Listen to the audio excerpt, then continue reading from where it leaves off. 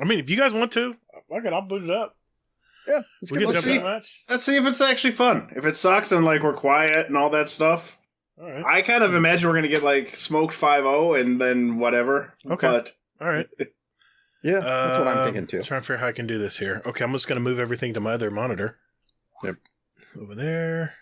So waiting for RNG to like message me. We're gonna talk trials tonight, right? Nah. Oh yeah. There's nothing going on. I think we got a lot to talk about. There we go. Hey, I got a picture. Let me move everything back over here. All right. What am I running? I'll probably run this. We'll see how it goes. We should act like this is game 7. Okay. I like it. All right. Warlock, boom. Got that. I'm joining on you guys now. You join on you guys? Spoiler alert, I play the same whether it's game 7 or game 1. I do too. You're probably salty just like I am, man. Oh no, I'm never salty in Trials. Other stuff, yeah. Trials, I'm like, hey, I got 2 down and hippos on a walkabout. Well, it was a good run while it lasted. A walkabout? What the hell's that? It's just going wide. Just going wide on the flank. Oh, God. That's what I do. Let me adjust my sound. It's a little too hot. God. I'm making ghost pepper hot sauce, or not ghost pepper, Carolina Reaper hot sauce tomorrow. It's going to be pretty absurd. Nice. Sound. Like, literally, okay. A tiny little, like, centimeter by centimeter square will bury me for the better part of, like, 20 minutes. They're that hot. And I have a pretty good heat tolerance. All right, guys, game 7. See how this goes. All right, I'm not gonna get salty. I love you guys. You know, win or lose. Oh, shit. I'm good. Okay. Win or lose, we're good tonight, guys. Oh boy. Well, you have been carrying pretty hard the whole time, even though you're 17 levels below everybody. And by 17 levels below, he means like 100 levels above. Yeah. Oh, I'm only 1296. Oh crap! I got the wrong gear on. Shit, I was playing around with something. Yep, that's fantastic. You made it to there with you carried us to 7 wins. Oh crap! Okay. And oh crap! Okay. Yeah. Good thing they don't lock your gear. Trials Thank goodness. of Osiris. Okay. Hell with it. Let's go pick with one. Oh yeah, different map. Okay. Yeah. Oh Jesus God! Act like you've done this before, okay? Yeah. Okay. Here we go. Well, like this is where 6 other times. This is where we'll cut in. All right, guys. Man, it's been a great ride. Last game here. Let's get it. Game 7, flawless. Game 7. Let's do it. Your scouts and a bow. Find your enemy. Knocks him down. I know you have done this before. What you guys on? What are you guys thinking? A check left. You shoot me with the bow? Maybe. They're in the walkway. Already got the arc. So one down. They're both sniping. Oh, shit. I got a grenade on him. Got him weak. Fuck. He's gonna get the res. Fight to win. Yep. Other guy's pushing up. I screwed 1 up. minute left. Hey, got nice this, shot. I'm dead. Yeah, well. This round is theirs. But It's all right. you can That's just win one. the next. Hey, that's all right. We're good. We're good. Oh, Arc Souls. My favorite. Yep. You are behind, but you can still win. Rye was giving me a fresh supply of those last week. It was awesome. Gives you a little extra confidence, you know? Definitely helps you win your ones. Yeah, it does. Oh, there. Thanks for the Arc Souls. Hey, you're welcome. I'm here to help. They're in tunnel. They're in cave. They're in cave dark. And one's in donut or toilet bowl. Nope. He's rotated around. All right. They're waiting outside. They're getting 1 a minute little left, anxious my out there. I'm following Nips. All right, I'm playing with them. Oh, they're pushing a little bit. Pushing you. Coming out with Gatr. Got him. He's dead. I'm hurt. I gotta heal. Pushing out the back. In the res right now. Enemy is left. Pushing Got you, him. Hazel. All right. Down the stairs. Stand over. Got him. Give up. I Nice got you. collapse. I got you, Bay. I got you. Done. There is no Hey. Let's see. Oh, Jesus, God help us. He really likes you. What? Don't worry. What? I got you, Bay. I told you, win or lose. Oh. Win or lose, I love you guys. Let's go. Fucking We're good. hipster. We got this. You know they're gonna boy. snipe middle, so I'm gonna go through cave. I'm gonna do the flank. All right. Oh nope, they're waiting for us on dark. Oh, really? Yep. Yeah, they're all looking. They're all coupled up. They're all coupled up. Careful, don't get team shot.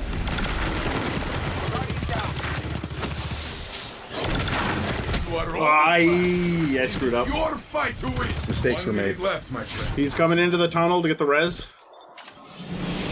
Got your res? Your ally is back in the fight. 2v2. Stand alone. Damn it. Do not give up. Upstairs. You getting the res? Got that one. Got the Nice bow. try, Gator. Got the You're bow. on your own. 1v2. Yep. We believe in you. Ah, too big. God. Really nice try. Too much firepower. There. I missed my one tap on the Opponent guy. revived. Not very good. That's my real problem here. We got this. It's all right. We're good.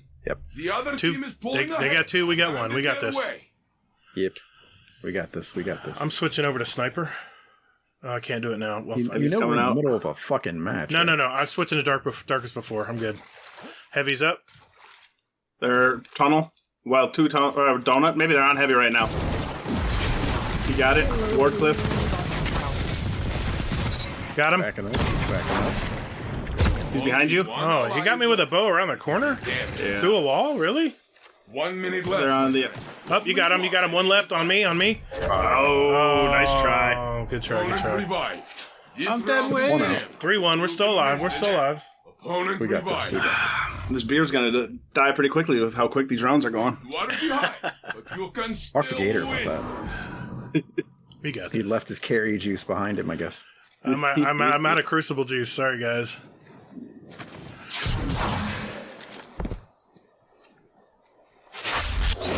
One down in dark. Nice job. Rush it.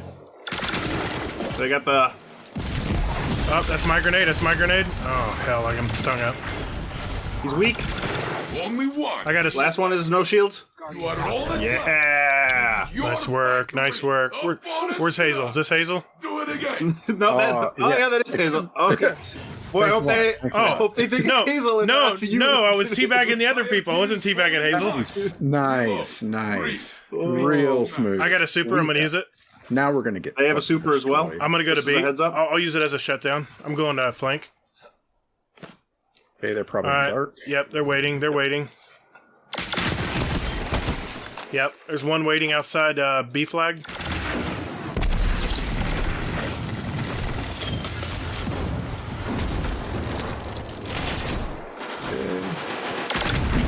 They're looking at me. Super, one down. One down. That was the. Only one. Nice job, Last nice guy. job. Yep, let's get him. He's on orb. God, double. Nice win. Nice job. Opponents have been put in their place. I won't Yeah, teabag. Alright, 3-3. You know what? I won't teabag Nips. We'd probably do better. That was me, actually, you douche. Oh, We'd probably do better if Gator got out of his damn Time minions. to make it mark. I'm not in my Switch it. menus. I'm fine. I got my weapon. I'm good. I've settled. All right. Alright. I'm going to pop super. Okay. They got super as well. Yep. I think they went dark again. They did. My grenade in heart. My grenade in dark. He's dead. One down. B flag. B flag. Would you Two down. Two down. One left. Hazel B. Enemy is left. Oh shit, dude. Sorry. Ooh, there's no They orbs. tried It's alright. I got my super too, so I got was shut down. I was in the middle of shooting them. I didn't know if you were gonna pull your super or not. I thought there were two. Nah, Gator killed the first one that came out.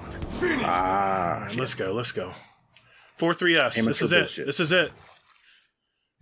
Nips, you have a super too. Okay, good. Yep, I do. They're gonna use theirs. Trust me. They're back at their corner. Okay, daybreak. I'm running. Deuces. See if I can get an angle. Run, Nips, run! Only one enemy is left. Thanks. Nice, Nips. How did you Wait, survive? he's out here. He's gonna kill me. He's on the res. Although my super's still up, so he's gonna jump into it. Nice. How did you survive that, man? Oh, you pulled your super I at the backed same away time. and then hit my super. Nice work. We did it. That would have been awesome. That's if it. It was really for flawless. Flawless, bitch. Victories are just We got one win on our card, boys. Let's start the show. All right. It's all downhill from Hey, here. you know what? Play that intro music. Yep.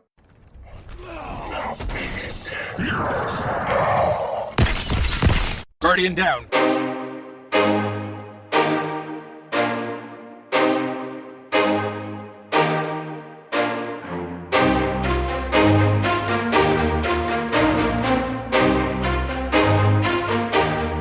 Hey, what's up, everybody? Thanks for hanging out with us today. Welcome to episode 113 of Guardian Downcast. We're a couple dads that love all things in the Destiny universe. Hey, and we talk about it. We also interview content creators and community members to find out more about them. We're the show that loves our fellow podcasters. I'm your host, the Gatr, and my co-host, Hazel NT, is here as well. Hey, man, how's your week been? Pretty good. Pretty good. My parents came down and gave Addie her birthday gifts. Oh. So she got all of her, they get her a bunch of stuff for cooking. Okay. So, yeah, she's 6 years old and got a bunch of stuff for cooking. So that's a great gift for anybody who, like, you want to give, like, a torturous gift to who has children. Because the kid is all excited for it. And the fucking... No, it's not making noise, man. It's not making noise. It's worse than that. Oh. Because the kids actually cook, and or they try to, so they make a huge fucking mess, Yes. and then they leave it for you to clean up. Oh, am I supposed to clean that up, Mommy? Yes, you're Yeah. supposed to clean that up. Yeah. So I taught my daughter that. I was like, well, you're not tall enough yet to, actually wash the shit. So I'm like, you're gonna have to, like, clean the table and stuff like this that we were cooking on and put everything Hey. together on. Yeah. And she's like, okay, I can do that. She did it, like, not even half-assed. It was like there was a full ass there still. So I was like, I went over it with my hand, and I was just like, no, this ain't good enough. Come on now. So, so yeah, I had her go over it again and again and again, and then I was like, there you go, you got it, because it was like clean. You got to show could her right. eat off of it, and Yeah. she's like, that feels nice, Dad. I was like, I know, right? I was like, now here's the trick. I'm like, if you actually, like, cook and you're actually clean when you're doing it, you don't have to do all of this all the time. And she's like, ooh. So yeah. Start her early, man. Make sure she gets all the essentials, especially Exactly. the cleaning part, because, God, my kids were always pigs. It didn't matter whether it was their bedroom. I paid my son one time to wash my truck, and he did a good job on the body, but he didn't do the wheels real well. I said, got to get in those cracks and crevices, get it nice and clean. There's lots of brake dust in there, And, I mean, for his age, he did a good job, but I was like, here's your $10, head on in. Then I went and got the wash rag and just did it all over again. But, but they were young. They didn't realize. I know there's dads out there that are just militant. I mean, they'll make sure, get it. No, that's not good enough. Get down there and get in there. I just didn't have the heart. I just said, good job. Get out of here. And proceeded to take care of it. Yeah, I was pretty militant about her cleaning the damn table, though. I'm like, come on now. Well, So- inside it's different. Inside your house is a lot different. Yeah. Yeah. So yeah, aside from that, work is a shit show, but yeah, isn't everywhere. Yeah, I hear you. What about you? It's been a pretty average week, diving into Destiny and working. I mean, that's been my whole week pretty much. My wife and I went to a couple movies this week. I'll talk about those in a little bit. Oh, I'm sorry. Let me look at my Weather Channel station here.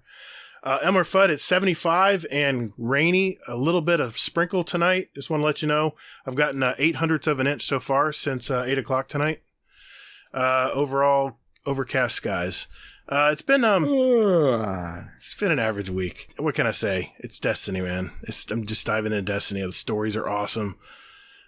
Everything's just been really fun. And then I heard bad news about Battlefield, so I got bummed out a little. But then I was a little happy because it gives me more time to do everything in Destiny. So, but enough about me. We have an awesome guest tonight. Don't get too big You just ahead. got on. Don't get too big ahead. He's the co-host of Potato Thumbs podcast, which What number are you guys on? You're well over 200 now, right? 216 was last night. 217 last night. 200, and you had the Dad's Tales guys on last night. Yeah, correct. I can't wait to hear that one. Of course, if you don't know already, it is Mr. Admiral Nips. How are you doing tonight, man? Doing all right. Got a big smile on my face from that game we just played. It's pretty goofy, so I enjoyed it. Yeah, flawless, man. One game flawless. We did a great job. Yeah, exactly. You're gonna put me in a bracket with all the other people who have won one game this week. Oh yeah, exactly. Well, we're gonna talk about Trials tonight. That's for sure. Just so you guys know, you can find Nips and his partner, Fluffy Fingers MD's podcast. Just search for Potato Thumbs Podcast. It's a weekly episode, and I don't think you guys have missed a week. So we haven't actually, which is crazy. It's completely different. It's an hilarious show. I'm always just laughing my ass off at work. It's a great thing to listen to. So check them out. A quick preview of what we're going to cover tonight. Obviously, we're going to catch up with Nip, see what's going on in his life. He's had a couple losses lately. We'll talk about that. Next, Hazel's going to go over the TWAB for this 4th week, Season of the Lost. We'll also share his opinions of the new Trials of Osiris that happened this last weekend. And next, we'll answer questions from our community and add 2 songs each to our award-winning Guardian Downcast show playlist on Spotify and iTunes. He just blows us off. All right, guys, what do you say? You ready to do this? I don't think that was a blow kind of thing. That was more of like a whatever. It was more of a jerk. Actually. Yeah, I was like, yeah. That might have been an FU. All right. What? No, that was like a get out of here. No, it kind of was, I guess. It could be a get out of here. Depends on what it is. It is carrying a lot of weight in that sentence. Okay, let's go.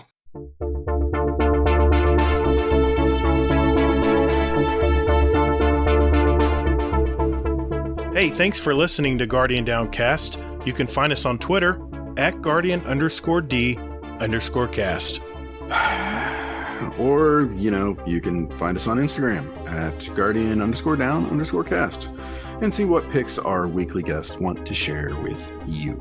Or Hazel, just visit our website at GuardianDowncast.com for all the contact information and where else you want to find us. And you can also play any past episodes you like in any order you like, right from your browser.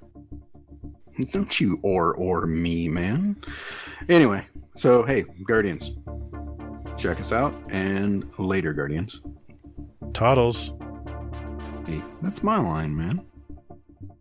So, Mr. Admiral Nips, how you been, man? I know you've kind of gone through a lot of changes in your life lately. I don't want to start on a sad note, but I believe your longtime partner passed there. Yeah. So August 25th, I had to put down my dog, the original Admiral Nips, if you will. The reason my gamer tag was Admiral Nips was because my dog Apollo, when he was a puppy, was a biter. So we would always call him Admiral Nips or the Admiral or whatever. And so when it came time to pick a gamer tag, I'm like, well, whatever. Good as anything. So I picked that one. But so I got him in September of 2005, and he passed on the 25th of August. It was a real bummer, obviously, because sure. 16 years of him being by my side every day. Yeah. And I've lived a charmed life. I'm not gonna lie. Like, I have never lost anybody as close to me as that dog was to me. So without long periods of time. So it hit me pretty hard. Yeah, sure. And then it happened while at work, my new job, the first deadline I've had at this new job. It was basically my 90th day at the job when it happened. The coworker who was, my mentor was on vacation, and I had to try to get the stuff to the finish line, and everything went horribly wrong that week. So it was a real rough time. And then, the cat is jumping up into my lap, and he's we'll get to his issues. And yeah, I know. I heard on your last show about that too. So the weekend I was going to take my dog's ashes back to my parents' farm to spread it out on the farm. My cat started throwing up on Friday. My cat, who we got in 2003, so he's 18 years old. Wow. And I took him into the emergency vet, and they're like, "Oh, he's a little yellow." And I'm like, "Well, that can't be good." jaundice is never good, especially in old cats. Yeah. So we're like, oh, he's probably got a fatty liver, which isn't great, but you can do stuff with it. And then they called back like 7 or 8 hours later. I mean, it's probably like 5 hours later after doing the imaging, and they're like, yeah, he probably has a little bit of fatty liver, but that's not the underlying problem. There's a big old mass that we can't get to behind his stomach and like at the top of his intestines. I'm like, all right, well, that is not great. So we have been doing kitty hospice for the last 2 weeks. He's got a, you guys can see it here. He's got an NG tube in his nose now. Okay. Yeah. So 4 days a week, or four times a day, I feed him food, liquid food through his NG tube. Right. His water, his drugs. I mean, he's eating his own food too, just not enough. Which I think was the problem, was he wasn't eating enough because his stomach was bothering him because the mass is pushing on his stomach. Makes sense. So his body started going to problems. So once we started getting him food, he's put on basically half a pound in 2 weeks since we started feeding him. That's good. That's good. And he's doing well. Like, we know it's limited time. Like, I took him back in on Monday because his NG tube, which is just basically a tube that goes in through the nose and down into the stomach. Right. And if it moves, they have to recheck it because it can pull out of the stomach and then you end up pouring water into the lungs, and that's a real bad thing. You can't really do anything about that. No. So I took him back in, and they ran more results, and I was like, hey, yeah, he's doing better. And they're like, yeah, he's doing better, but his liver numbers are still just collapsing. So it's rough, but I got time with him. Like, Apollo was fast, right? Yeah. I took him in on Monday, and he was gone by Wednesday. Miles, I'm getting to at least a long period of time to say goodbye. Work's been crazy, so it's just been a lot of stress the last month. Sure.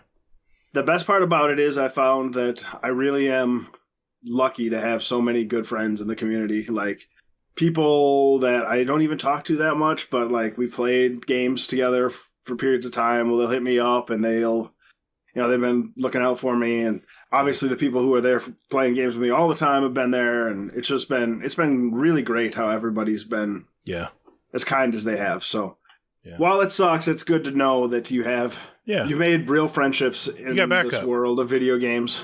Yeah, exactly.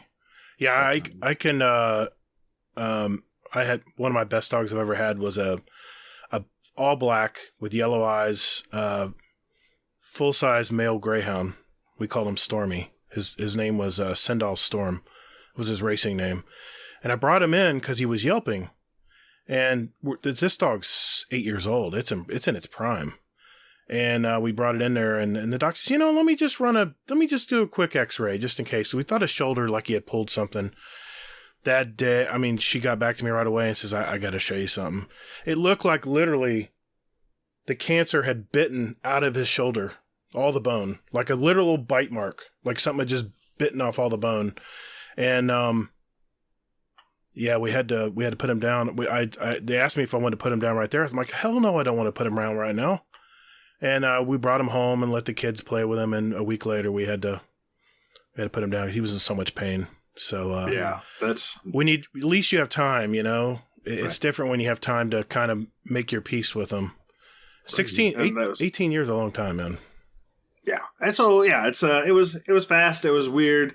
Like, it looked like he was recovering on Monday night into Tuesday, and then Tuesday I think what happened was he had laryngeal paralysis, and it's a progressive disease. Right. And for whatever reason, he was holding on, and then he had this thing that made me take him into the emergency vet because he was couldn't breathe very well. Right. And when they gave him the sedative to get his breathing right, all of the other defense mechanisms he had built up, like his legs stopped working, his eyes, he couldn't see very well. He slid down the stairs and bounced his head off a wall. So he's got some neck problems that seem really bad. It's like, okay, well, it's selfish to bring him home. He's in a lot of pain. So went and said goodbye. And it's, people think it's so traumatic to put your pet down. All they do is they go to sleep. They give him a little morphine drip. They get real tired, and then they don't even know when they pass because they literally just give them a lethal dose of the morphine after that. So it's like they go out on a good note. But that big 16-year-old motherfucker didn't go with the first dose. They're like, oh no, he's sleeping, but we got to give him a little bit more. And I'm like, that boy don't go out so easy. This dog was the dog when he was young, like maybe 2 or 3 years old, we lived in this kind of sketchy apartment complex. Sketchy for Madison, which obviously doesn't really count as sketchy, but like it's Madison sketchy, if you will. And this big white pit bull like ran through a screen door to come out and fight him, like just bolted. Really? And I ended up getting bit by my dog as I told my dog off of this pit bull that he was about to kill. And I'm like, all right. AdmiralNips. I learned an important lesson from my dog that day. It's if you run up, you might get done up. Yeah, wow. It's all that pent up energy. Yeah. Now, do I need to talk to Fluffy about setting up a puppy channel in your Discord? He already Not has. yet. It'll happen. There is a puppy channel in our Discord, and when the time comes, I know I got a bunch of travel coming up in the near future. I'm going to Albuquerque in October to do the raid team get together. Yeah, it's your big meetup. Yeah. So it'll be me and Fluffy and Nessie and Bryce are flying out of Chicago. We all got first class tickets out of Chicago to fly to Albuquerque together. Wow. So we're all sitting in first class together.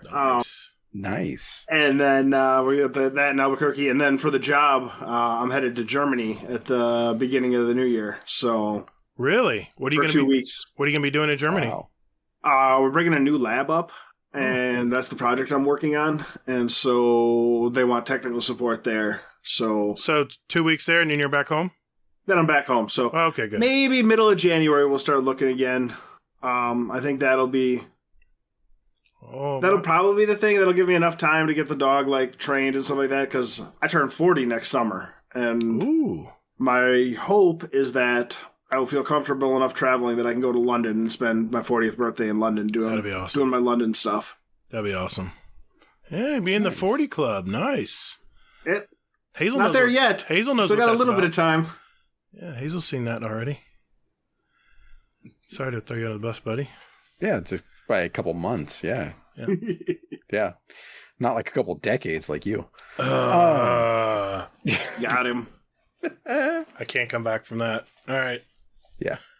Yeah, it's you were talking about like dogs going to sleep and stuff like that. My dad, like we had a dog for like 15 years, and my dad, he was a Vietnam vet. He was a medic and stuff like this, and he's like I cried more when I put our dog down than he did for putting like humans down. Yeah.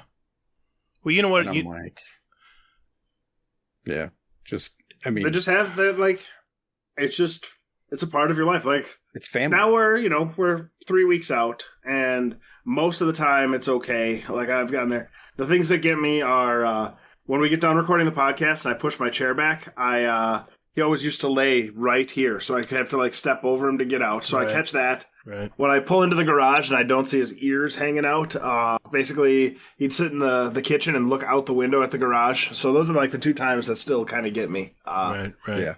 But yeah, it'll take time. Like everyone always says, loss is not a linear thing, and I've been blessed. Both my parents are still alive. My dad's parents died when I was too young to really know what's going on, and my mom's parents, one's still alive and has been struggling with mental issues for 3 or 4 years now. She's been in a home with COVID and all that. I haven't seen her in like 3 years. My grandpa had Parkinson's for like 17 or 18 years. Like, they told him when they diagnosed him that he would probably die of old age long before we ever saw anything, and he's just like, nah, fuck that. I'm going to fight this for as long as I can. And he did, and it was amazing, but it was a long goodbye. And so, like, with those things, you have a little bit more time to just, like, you've already said your goodbye when it's time to go. So, getting used to it. The thing about pets, especially dogs, is they're always so happy to see you when you come home from work. Where can you find that in this world? I mean, even your wife, who loves you, will have a mood sometimes, and she'll be like, hey, how's work? But your dog, every time I open my door, my dog's like, big old tail, just like it's like a bullwhip tail. It's she's a mix. She's got hound dog in her, so her whole back end moves when her tail moves. Sorry to give you that gesture, but she's just so excited. This gesture? Yeah, that one. Get out. Get it out. Get it out. But yeah, get out of here, gesture. Now, have you seen the new special on dogs? I know it's probably not a good time to watch it, but You got to watch. I mean, at some point you need to watch it. It talks about it's all about dogs or something. I can't remember. It's on Netflix. I'll probably check it out sometime. Yeah, it's their Something Explained or something series, and it was on dogs, and it was really cool. I mean, that was the blessing in disguise for COVID, right? The last time I was in an office was March 13th of 2020. So I got to spend basically 16 months every day with that dog. So, and I knew it was coming. It just wasn't expecting it to be on the drop of a dime. So it took a little bit of time, and it'll take a little bit more time. But in the end, nobody gets a pet expecting them not to, not to have to say goodbye someday. So. Yeah. It's part of being a responsible pet owner is knowing that day's coming. It's just when it gets there, it still sucks. Yeah, it does. Well, I know that when you were last on, you were I think it was your last day at your old job. Oh, yeah. And yeah, I think it was actually your last day at that job. And then God, I was lit that night then. You probably were. We're heading that way again tonight. You were celebrating, I remember. Yeah. He says as he takes a big drink. I'm just curious. I'm curious what minute we're going to get into this show where he starts to slur his words. It'll happen. Yeah, it'll happen. I bought a 6-pack and we're already on beer 3, so it'll get there eventually. Sorry. I won't be doing jumping jacks on camera like I did at Fud's tournament, but... Yeah. I'm sorry, Hazel. Go ahead. I'm sorry. You were talking about his new job. Oh, yeah. Sorry, I forgot. But yeah, are you doing the same kind of thing, or is it something different? It's a little bit different, but most of my time now is still testing new code. So for my entire career, I've been a tester, quality assurance. First at Epic. If you go to a hospital in the U.S., you probably know what Epic is, and that they're one of the main EMRs, electronic medical records. Not all, but basically every big hospital you can think of has them, and hospital system has them as their EMR. So I did that for a while, and then I moved to a small company that did basically cancer research tracking, so keeping track of protocols and stuff like that. And now we sort of found the middle ground in that I'm working for Exact, which is famous for Cologuard, which is the that's right. colon cancer screening where you poop in a box and put it in the mail and then they send it in. I'm not working on that product. I'll spare you the pun. I'll spare the pun. I'll spare it. It's I work with the people who make the tracking software, the lab management software, LIS. Would you say it's a real shit job? No, it's amazing, but I get what you're going for. So, but yeah, so mostly I test, though I have more, in this job, I spend more time talking with the lab itself and gathering requirements from the lab and right. What do you guys want to see? Whereas in my previous 2 jobs, it was basically somebody else did that, handed it off to the engineers did what they said and then gave it to me and I said, hey, this doesn't match what we wrote down, or hey, this doesn't work. Now I'm the one that says, hey, engineers, do this. They hand it back to me and I'm like, this isn't what I wrote down. Get that shit out of here. Get the fuck out. Literally, get that shit out of here. Yeah. Get that. But I'm actually working on a project that is working on, I don't know how much I can actually say, so I'm going to be very vague about it. That's fine. That's fine. All that fun stuff. But basically, it's another screening system where you get some tissue and you go through and comes out with some score at the end, and you can tell people what's the best course of treatment. Nice. So very cool. That's awesome.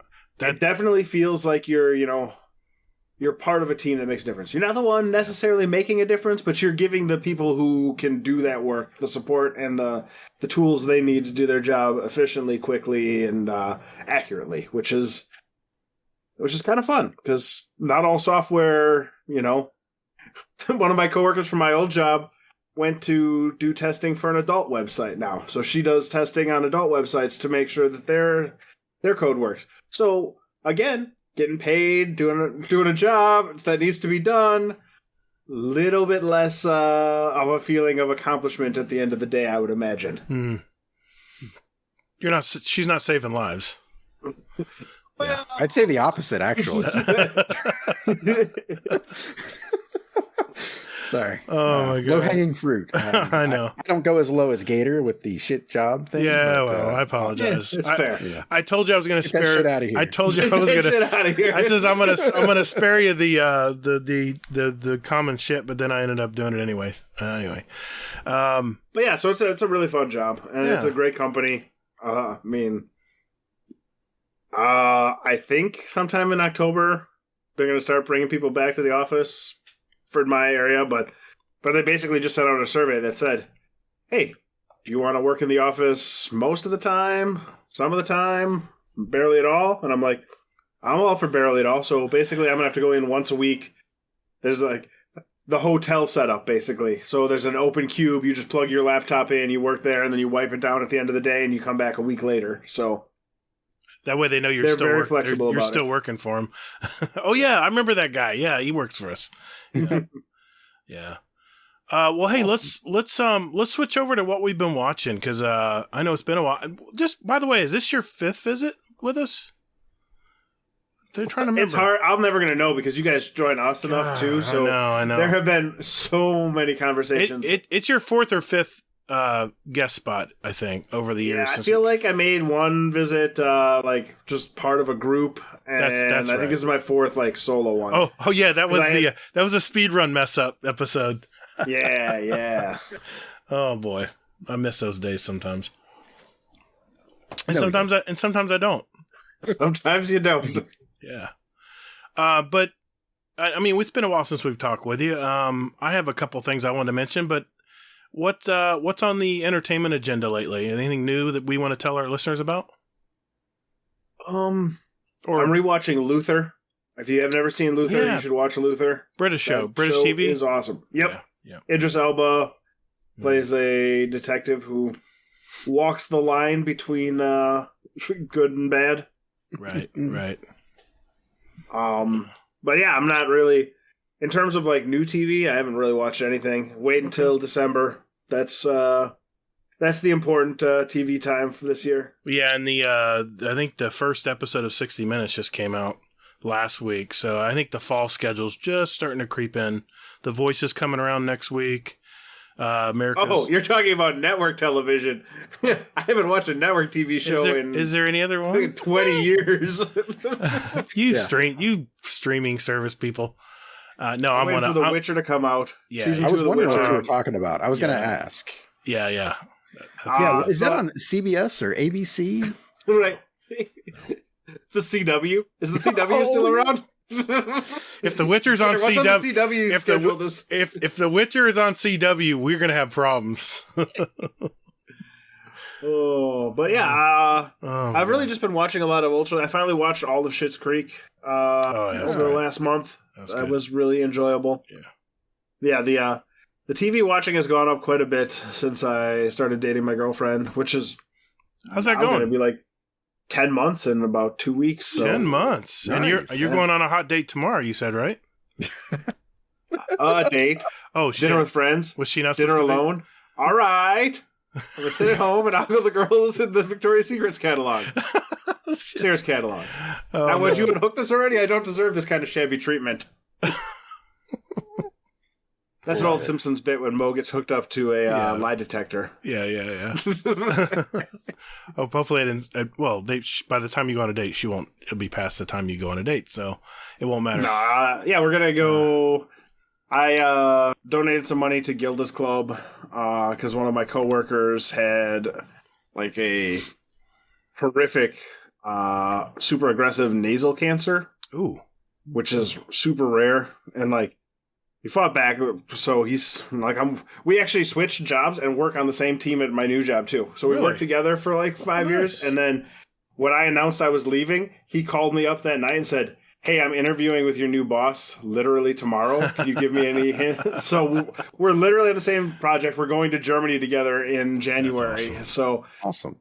Awesome. And she put a drawing together for a gift card for everyone who donated to her husband's thing. And so I won. So we have a fancy restaurant gift card. We're going to go out to that tomorrow night. That'd be good. But yeah, it's going pretty well. I'm having a good time. It's So how's it's the, weird after being single for like Yeah. 20 years, basically. Just sort of living my own. Trying to share your own time with other people is a little bit tricky. Yeah. It's all on me. Like, it's all my own little, like, I'd like to just be lazy tonight. I don't want to have to be on. And I haven't put it through my head yet that she doesn't care if I'm on or not, even though it's 9.5 months in. Like, she tells me that on the regular, like, nice. You don't always have to be on. I'm like, yeah, but my brain doesn't let me think that. So, but no, we're going to go through a bunch of shows. Like, I made her watch The Good Place. If you haven't seen The Good Place, watch The Good Place. It was great. It's a great ending. I haven't watched that. You should watch it. It's just weird. It's just weird. The first 2 seasons are like funny and like good, and then when they get to seasons 3 and 4, it goes from like it's still funny, but it's gonna just like destroy your heartstrings. Yeah, it'll stomp on them a little bit in a good way. Yeah, I guess. Always a good way, right? Santa's dead. Theoretically. Spoiler alert. Yeah. God, it's weird seeing Hazel with a full shaved face. I'm used to seeing a little goatee and little beard going. That is definitely a beard. I don't know. It's not dirt. Well, no. I just, it's I like it. Looks good. I know you like to play Gwent, but is there any other games you're playing right now? Yeah, so I'm still playing Gwent. I made Pro League last season, which was fun. With mostly just joke decks that shouldn't actually win. So it took me a little bit longer. I have another buddy who plays, and we like to compete to see who can get there. And he picked like the meta deck last season and ran it all the way to pro rank. Right. And I just like jumped around between decks and stuff like that, and I got there eventually. This season I've been just sort of fucking around and not trying so hard. I've also been playing a Steam game called Poker Quest, which is Poker Quest. Basically, it's another roguelike game with a deck of cards as basically your thing. Really? So like you think of like Slay the Spire as a game where they have like specific cards for the game. This is like you have a deck of 52 cards and the building is around the equipment and how it uses the cards. So like there's cards that say deal damage when you get a blackjack, or deal damage when you have put 2 cards in it and it deals damage equal to 2 times the damage. Okay. If the cards are a straight flush, deal 6 times the damage and stuff like that. Wow. So I've been playing that. I finally beat Slay the Spire on the hardest difficulty on the 4th character. So now I've beaten all of the characters on the Ascension 20. That just happened the other day, so that was pretty fun. That's been like a 9-month process to get through all of them. You guys are way And then I more watch dedicated. Life Coach on Twitch, and he's like, nice. "Oh yeah, don't worry about me. I'm just winning 70% of my runs on this hardest difficulty." But that guy's a freak anyway, so well, nobody wins 70% except for him. You guys are dedicated to your gaming, man. Wow, that's impressive. I mean, so the thing about those are they're nice because you can start them and then quit and then come back whenever. Oh, okay. Okay. And like a single run takes anywhere from 40 minutes to 2 hours on a win. And like, if you don't win, I've lost in like 5 levels. So 5 minutes, basically, I'm out. I played Empire Earth a lot like that. I would hop on the computer, real-time strategy, and I'd get to a certain point. The problem is I'd always get sucked in where I'd want to get to the next generation of technology, and I'd always look at my clock. 4 a.m. Oh, shit. Well, you should mention that. I just started playing Civ 6 again yesterday. How you liking that? You doing good? I love Civ 6, but I just hadn't played it in a while. But now that I'd beaten Slay the Spire, I'm like, Civ 6 is a good game for me to play because I don't have to actually be on stuff. So, like I said, I'm feeding Miles 4 times a day, and he gets, 50 milliliters of liquid food. So I just sit there and, like, pump a milliliter or 2 in, then wait a minute. Pump a milliliter or 2 in, then wait a minute, etc., etc. So it'll, it's basically, to get that 50 milliliters, it's 45 minutes worth of stuff. So 4 times a day, I'm just sitting on my couch for 45 minutes. So I got you. In that, I can play Civ 6 and get a few turns done. The danger with that game is each turn takes like 45 seconds to a minute. Mm-hmm. So it's always easy to say one more turn. Yes, it is. And you look up and it's, 4 a.m. Yeah, real-time strategy, I love playing it, but it can suck in. Definitely. You can get sucked into what's going on. Hazel, you been watching anything new this week? Anything new popping up or just Manifest. Yes, the wife. Your damn Manifest. That show is fucking crack. Yeah, you got me hooked on it. Thanks. Yeah, you're welcome. You're welcome. Hey, I didn't even know how bad it was until like last night. I was just like we were watching it and it was just like there was a moment, and my wife was just like, "What the fuck?" And I mean, she really doesn't say that very often. So for her to say that, it was just glorious. Yeah. Because sure enough, like she said that, I was like, "What the shit?" Gets your attention because you're not used to hearing it. Well, yeah, I said, "What the shit?" And she's like, "What the fuck?" So I was just like, it hit her a lot harder than me because I was just like, I mean, I've watched shows like Lost and sure. I mean, other like mystery kind of shows. So I'm familiar with the whole setup and I'm looking into things to like, you know, like the 6th level, trying to make it all make sense and everything. And she's just like, God bless her. I mean, she's just watching it and just enjoying the ride. And I was just like, I can't do that. You know, I need to figure this shit out. No, I enjoy the ride. With Lost, I just enjoy the ride. And at the end, I'm scratching my head. I'm like, invisible what? Yeah. So I mean, you're like that, and meanwhile, I'm like, okay, so this is happening because of this, and this is happening because of this, and I'm making these connections, and then she's asking me, so she's like going along for the ride, and she's like, so what the hell just happened? Exactly. And then I'm like, okay, so this is what happened. So I wish I could be like that. I really, truly do. My wife and I both. We both just go, what? We look at each other like, what just happened? Yeah. Well, yeah, you guys need to watch Lost and try to figure this shit out. Oh, man. So that way you could be like, okay, you know. Oh, God, no. So. Yeah. We're actually trying to finish the second season of Ted Lasso. That's a great show. I've heard great things. I don't have Apple TV, so I've never actually gotten to watch it. I tell you, I know I'm an Apple fanboy, but man, Apple TV, they don't have a ton of stuff they put out, but when they put out stuff, it is very high production. It's very quality stuff. I got my mom and dad, they're not even Apple users, and I signed them up, and my dad's like, I said, watch Morning Show. Watch that show. It's like crack to them. My dad's calling me, hey, when's this next season coming out? I'm like, well, it's right there on the screen, Dad. Why don't you look at the date? It's at the bottom. Look at the trailer. It's right there underneath. He called me one time and said, where's the next episode? Did you scroll down, Dad? Oh, there it is. Okay, bye. Mentioning shows that are coming out, by the way, too. Christmas Day is the next season of Letterkenny as well. So yeah. For that. Yeah. Hey, I cut you off, Hazel. Was there anything else you're watching? Other than the crack show? Yeah. Manifest, My Hero Academia. I'm almost done with that. Right. So Jealous and I, we were talking about it. So he's like, you know, we need to have a movie night for that and for Demon Slayer. So I might put something together. We'll see. So, or I might just like, you know, crack and just pay $20 and buy the damn movie and just be like, all right, I'm just going to watch it because I need it now in my life. But I actually, in a weird like twist of fate from Destiny, I went back to 12 Minutes. It's a video game. Oh, is that repeatable story one? Yeah. So I went back to it, beat it a couple more ways, and that game is so damn twisted. It sounds interesting.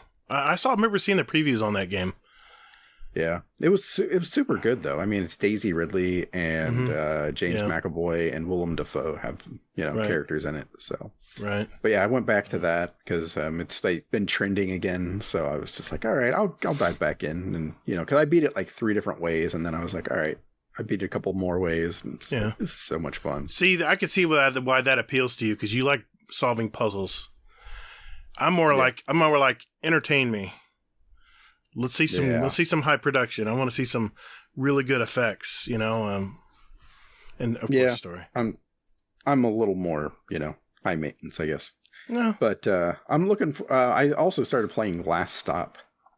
It's another game on Game Pass. So yeah, it's basically like 4 different stories. It's kind of like one of those Telltale games. For anybody that's familiar with those, so the Walking Dead games where you get to like like a choose your own adventure kind of thing. Different paths. Gotcha. Yep, exactly. And then I was just looking at it now, trying to figure out what the hell I've been up to, and I saw that Subliminal just came, or Superliminal just came out on Game Pass. So I'll be diving into that probably next week after Trials has been put away. It's funny. I've been talking to my wife. I said, when am I going to play Trials this weekend? I said, I've never had this thought before. When do I want to play? Shit, right? I'm like, hey man, you got some of that Trials? Hey, where's the Trials, man? What's that motion, that hand gesture you're doing? It's like, like crack addicts, they scratch underneath their neck. Like, oh, hey man, where's the Trials? Suck your dick. Yeah, that's what I was thinking. Isn't that Trials, man? I have played Zero Destiny this week. I logged off on Sunday after playing Trials with Lana and Nessie, and I haven't logged back into Destiny until literally tonight when we played that Trials game to start the show. Good start. You got to win. I honestly, it has been a long time since Trials and PvP were the thing I was most excited about playing. Yeah. And this season's good. I just am not into it as much. I'm having fun playing other stuff. So I think the fact that every time I log in and look at the season pass and it tells me that there's still 160 days left in the season. Yeah. You take your time. Means for all the PvE stuff, I have forever to deal with that. And it's nice when you can unlock it back to back to back to back. Just keep moving instead of waiting until next week to figure out what's coming next. Although I do have a stupid fucking seasonal bounty done that's flashing. But it's in none of the 4 weeks that Mine's doing that too. Mine's doing that too. And it drives me insane. Every time I open it, I see it flashing, and I'm like, oh, I'll go check. Hey, how many times have you clicked it to see if it will actually pop up this time? I've clicked on it. It wasn't there last week. I still clicked on it. 3 weeks. It must have been 20 times. I was like, and then it's on two places, right, too? Because it's on the quest page and the season page. And the season pass at the bottom, yeah. Oh, my God. I'm going to lose my mind. That happened to me today. I was finishing something, and it was flashing. I'm like... And it catches me every time because I'm so used to okay, let's get it done. Check it off. Let's get going. Yeah. Wasn't Hazel talking about stuff he's been playing? Did you get to finish? Yeah, that happened. Did you get to finish your sentence, Hazel? Yeah. I mean, it was just, okay. All right, sure. I transitioned to Destiny talk. Let's make it sure. You know how that goes, man. Well, but no, I put in, I'm just curious. So I put in 8 hours in Trials. Oh, you want to look at Destiny Trials Report? I have it popped up, in fact. I do too, in fact. Well, I did, and then it went away. Hold on, I'll pull it back up. Liar. I had it up. I was looking at my stats from last week. Get that shit out of here. I was looking at that. I was, really. 1.54 you got there. This. You were checking me out? This season. I got you right there. I could pull all of us up after our game. All right, yeah. How many hours did I play last week? Does it say? I think 12. I think I played 100 matches. That's a lot. Not when you compare it to Fluffy, but compared to normal people, yeah, that's a lot. How many did Fluffy get in? Fluffy paid 400 matches last weekend. What? I think he likes it. I think there's a reason his back is wrecked right now because he spent all last weekend. He had to buy a standing desk because Trials wrecked his back. Oh my God, that's hilarious. I mean, not that poor Fluffy, but that is hilarious to hear. Because I know Fluffy's like me, man. We're addicted to that Crucible, you know. But he was out for a while, but yeah. New Trials has definitely definitely scratched an itch. Same for me. We didn't talk about it a ton last night because we did the Fast and the Furious movie, but we did talk about it for a long time because even the Dead Tales guys hopped in and played Trials. Everybody is. Everybody played Trials last weekend. Let's see, almost 3/4 of 1 million people played Trials last weekend. That is insane. Yeah. That's a lot of players. 750,000 people. Yeah. That's a lot of players, man. I won 30% of my games and didn't bitch once the entire time. Do you know what, though? 30% of the players went flawless. 100,000 went flawless for the first time ever. That's amazing. Shit from the fucking sorry. What an asshole. Well, my wife and I saw 2 independent movies this week, and I just wanted to let you guys know about them. Where the hell do you find these movies? That's what I want to know first of all. Called, do you just go to the movie theater and go I'm going to throw a dart and go pick that? No, they're called Artisan. It's an Artisan series. It's where they're independent movies that get to the main theaters, and the theater usually has room because there's not there's a limited amount of movies that come out every week. because of. You mean they have a limited amount of room in the theater? No. They had they have they usually have extra theaters, so they have room for these art. Anyway, my point being, that first one I saw was called Small Engine Repair. You're like, oh shit, what the hell's this about? It's about small engine repair. It's about Lawnmower Repairman.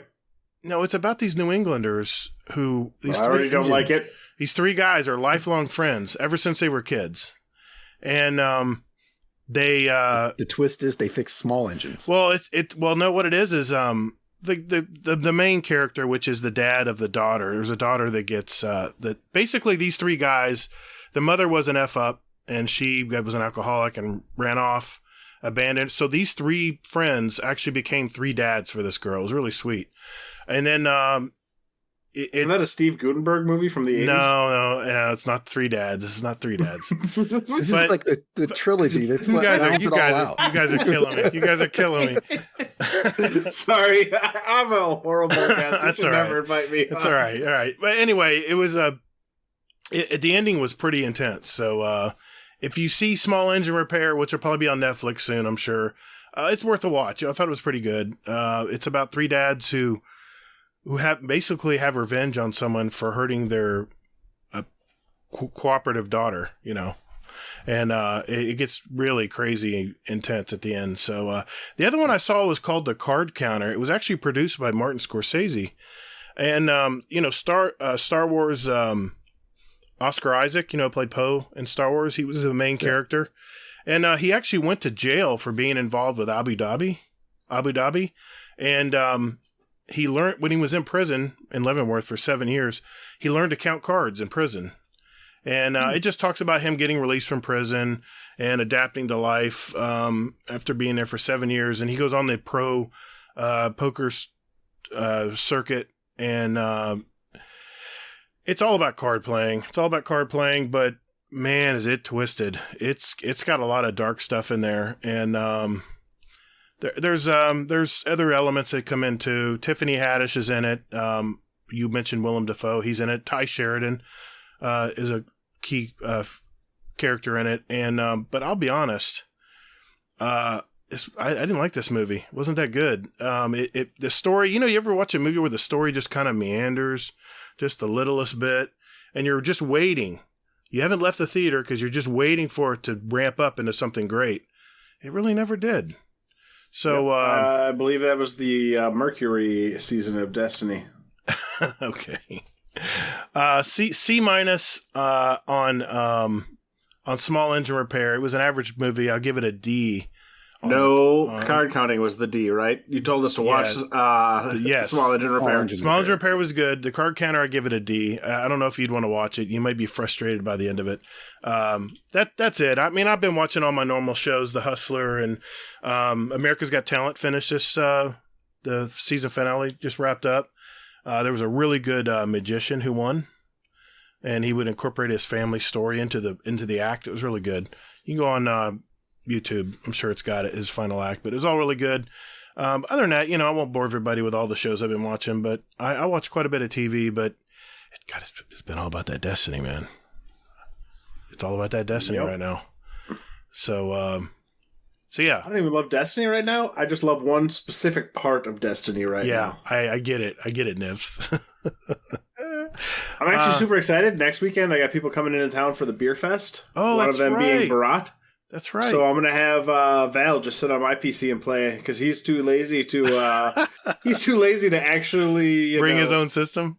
Get himself up to power level to play Trials with me. So I'm just gonna give him your put account? him on mine and say, okay. Nice. Spoiler alert! I'm going flawless 3 times next weekend. All right, he's mysteriously going to be banned. Okay, RNG Gatr. It's not a recovery. It's my account, and the person playing on it is on my account. On my. Yep. No, BattleEye won't catch it because he's playing on my VPN. He's physically playing on your account. Yeah. Well, no, but that's one of the things they were like. It's not recommended though. Well, it's not recommended for somebody else to recover it, but it's no. Even like having like a roommate play for you or something like that. Was that really? Yeah. They even came out. How could they tell? Because, like, Nips, if he were to go because if they go flawless from a 0.6 to a 3.6 in one weekend. They'll look at stats. I got you. Exactly, yeah. Wow. That's pretty deep. So, Well, don't worry. We'll switch it off then. I'll play one card. He can play one card. There you go. Then you'll be up and down. that's funny. Well, anything else before we go, guys? Anything else we want to mention? No, I'm anxious to get to the trials. I am so anxious to get to it. But, hey, Hazel. How many times have we ever fucking said that on this show? I don't think you guys have been a show when Trials was big. Like, Trials was dead in D1. Yeah. Before you guys, because you guys are a D2 only podcast, right? Right. Yeah, pretty much, yeah. And Trials of the 9 was good for like the first 2 weeks there was a player base, Yeah. then it dropped off precipitously. Right. And then they killed it. New Trials came back, and that was another one where for a couple of weeks it was pretty hot and heavy. Yeah. Then the Messenger week, it spiked. Mm-hmm. But then it sort of just it died pretty quickly too. And this might again, but for some reason I'm really enjoying it. And the fact that you can solo queue, so I think that's a big deal because I feel like when you had to LFG for things, if you were bad, you would either LFG and have to deal with people talking shit to you because you struggled, or you would never actually even step in because you didn't want to deal with people talking shit to you. But now, you can queue up. You don't have to plug your mic in.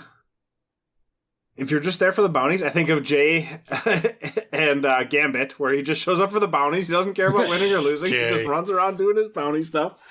You can do that now, and you can get this gear. Like, we got to talk to Jay. We haven't talked to Jay in a while. We need to get him back on. Yeah. Hey, you know what, though? You know what I just realized, Hazel? AdmiralNips has not done a speed run for 2021. Yes. We'll do that next. You're our hope, sir. Right after this. Call the Praxic Order, call the Thanatonauts, the Jinsen Scribes, call everyone so they can witness you. All right, boys and girls. This segment is called the Speed Run. This is where we have a database of over 250 randomly asked questions, and Mr. AdmiralNips here will have 90 seconds to answer as many as he can. These are short 1 or 2 word answers, and at the end of the year, the guest with the most answer will win a cool prize and title of 2021 Speedrun Champion. You'll also get a special little title in our Discord. Special color-coded thing. It's pretty cool. Remember, the questions are randomly asked. No one can memorize the order, so just quickly answer what comes to mind. Tonight, I'm going to ask the questions randomly from the list, and Hazel is a timekeeper and quality control expert. In the event of a questionable answer, Hazel's decision will be final. Startian is our current leader at 39 questions. And I know, Nips. I know you.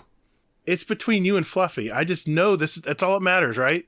Because Fluffy, first, when he comes on to the show, which he usually does at the end of the year, first thing he asks me is, how many did Nips get? That's every time. That's what he asks. So, what do you say? You ready to do this? Yeah, let's give it a shot. See what I can do. All right. Hazel, you good to go? Yes, sir. Here we go. 3, 2, 1. Warlock, Titan, or Hunter? Hunter. What is your favorite Destiny 2 weapon? Colony. Void, Solar Arc, or Stasis? Void. What is your favorite breakfast cereal? Kashi. Coke or Pepsi? Coke. Is chili soup? No. Should there be freelance solo strikes? Yes. If you could live in any decade, which would it be? Now. How do you like your steak? Raw. If you could choose, who would voice your ghost? Peter Dinklage. Extrovert or introvert? An introvert. What's the best sandwich? Peanut butter. Have you seen Waldo? Yes. Strikes, Crucible, or Gambit? Strikes.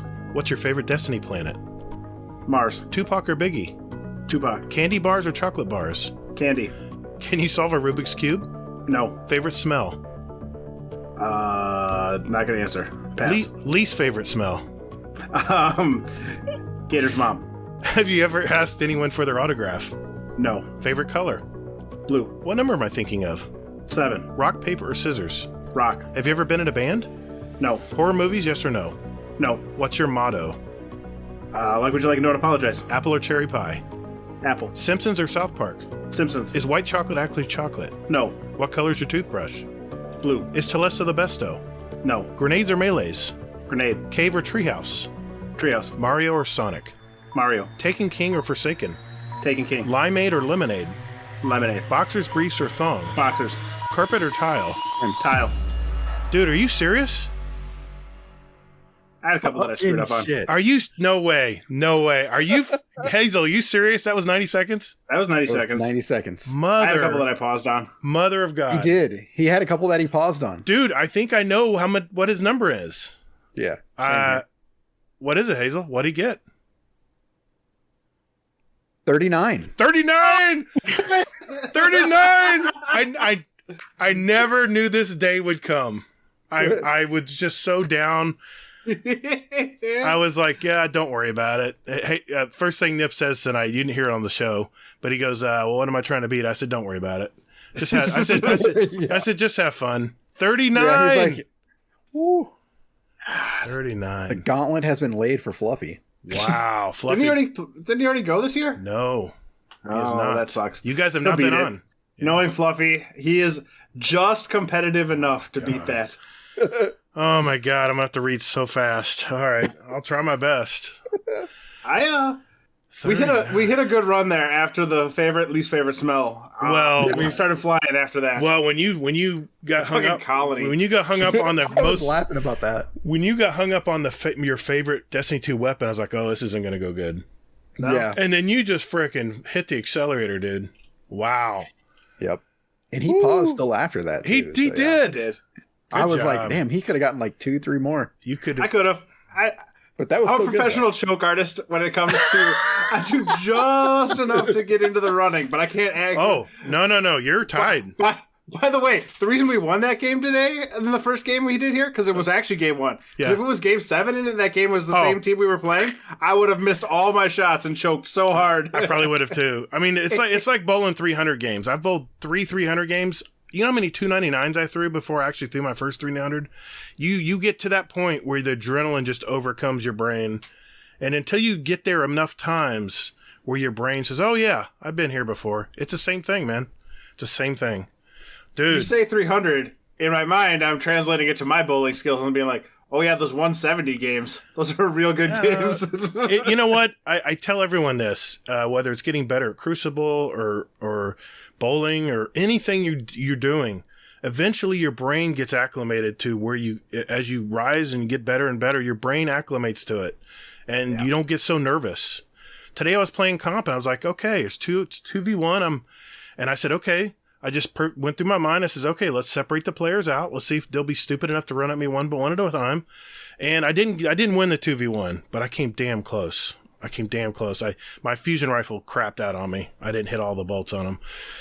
I had a 1v3 last weekend in Trials, and I got the first 2, and I choked on the third. I did win a 3v1, but I only won one over 100 matches.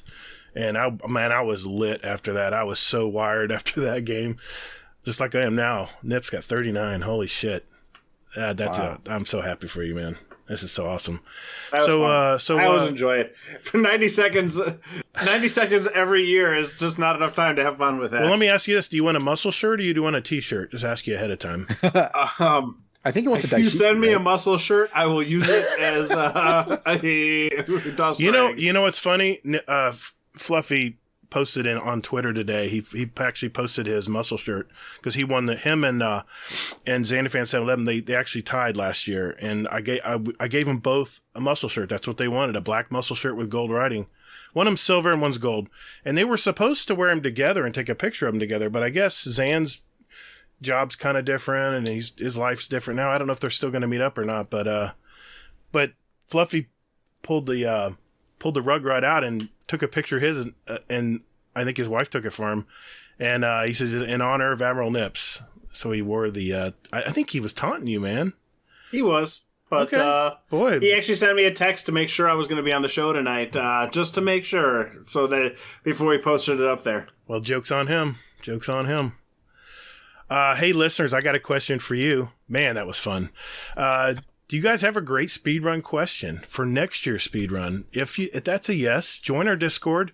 Enter them in that speedrun question channels ideas channel. Ixnay that.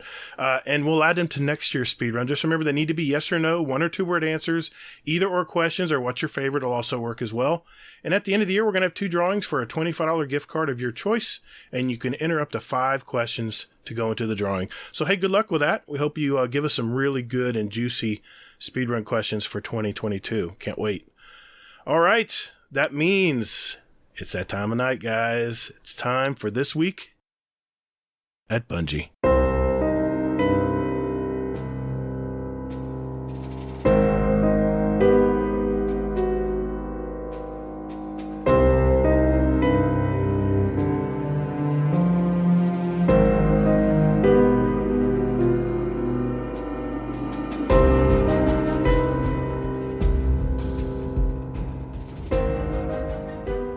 What is it? 4th week of Season of the Lost. This week at Bungie. What's going on there, Hazel?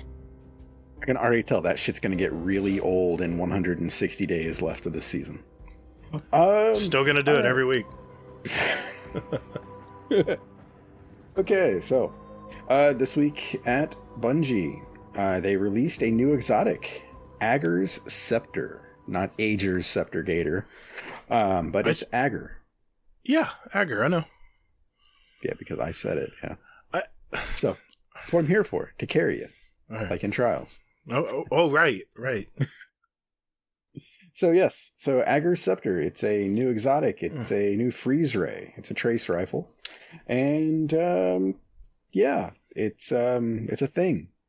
I know Nips didn't get this because he hasn't been on all week. Did you get it?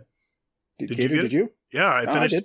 I finished last night. I played till like 2:00 in the morning. I was like, you know what? I can either. I was at the end where you had to do the 3 strikes, and then after that, it got into the scenes and stuff. And I was like, man, I got to get this done because I got trials this weekend, and I'm not gonna have any time to do this if I don't do it tonight. So yeah, I cranked it out last night. Man, that cutscene at the end, huh? Yeah. Hits you in the feels a little bit. Yeah, it does. That I was not expecting that cutscene. So, yeah, it's pretty awesome. The weapon wise, it exists. It's a line rifle. I don't understand how the freeze works because I'll not quite finish someone off and then stop shooting them and then they're frozen all of a sudden. Is that how it works? What's the mechanic of this? If I know. I don't know the foggiest fucking I just clue. shoot shit and kill it. So, all right. Yeah, and I'm like, this thing takes way too long to kill. So I just shoot it and kill it.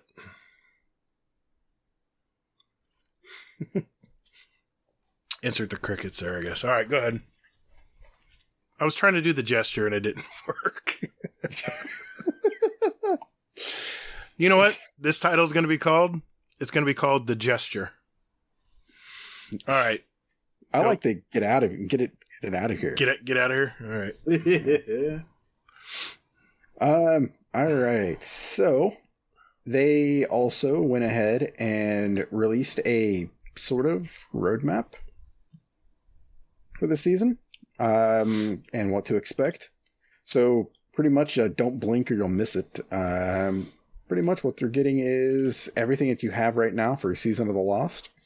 Then in October and November, they're doing Festival of the Lost. So we get to look like dinosaurs. So masks, candy, and haunted lost sectors. So I think like the what was it? The spooky thing, like this fucking haunted forest.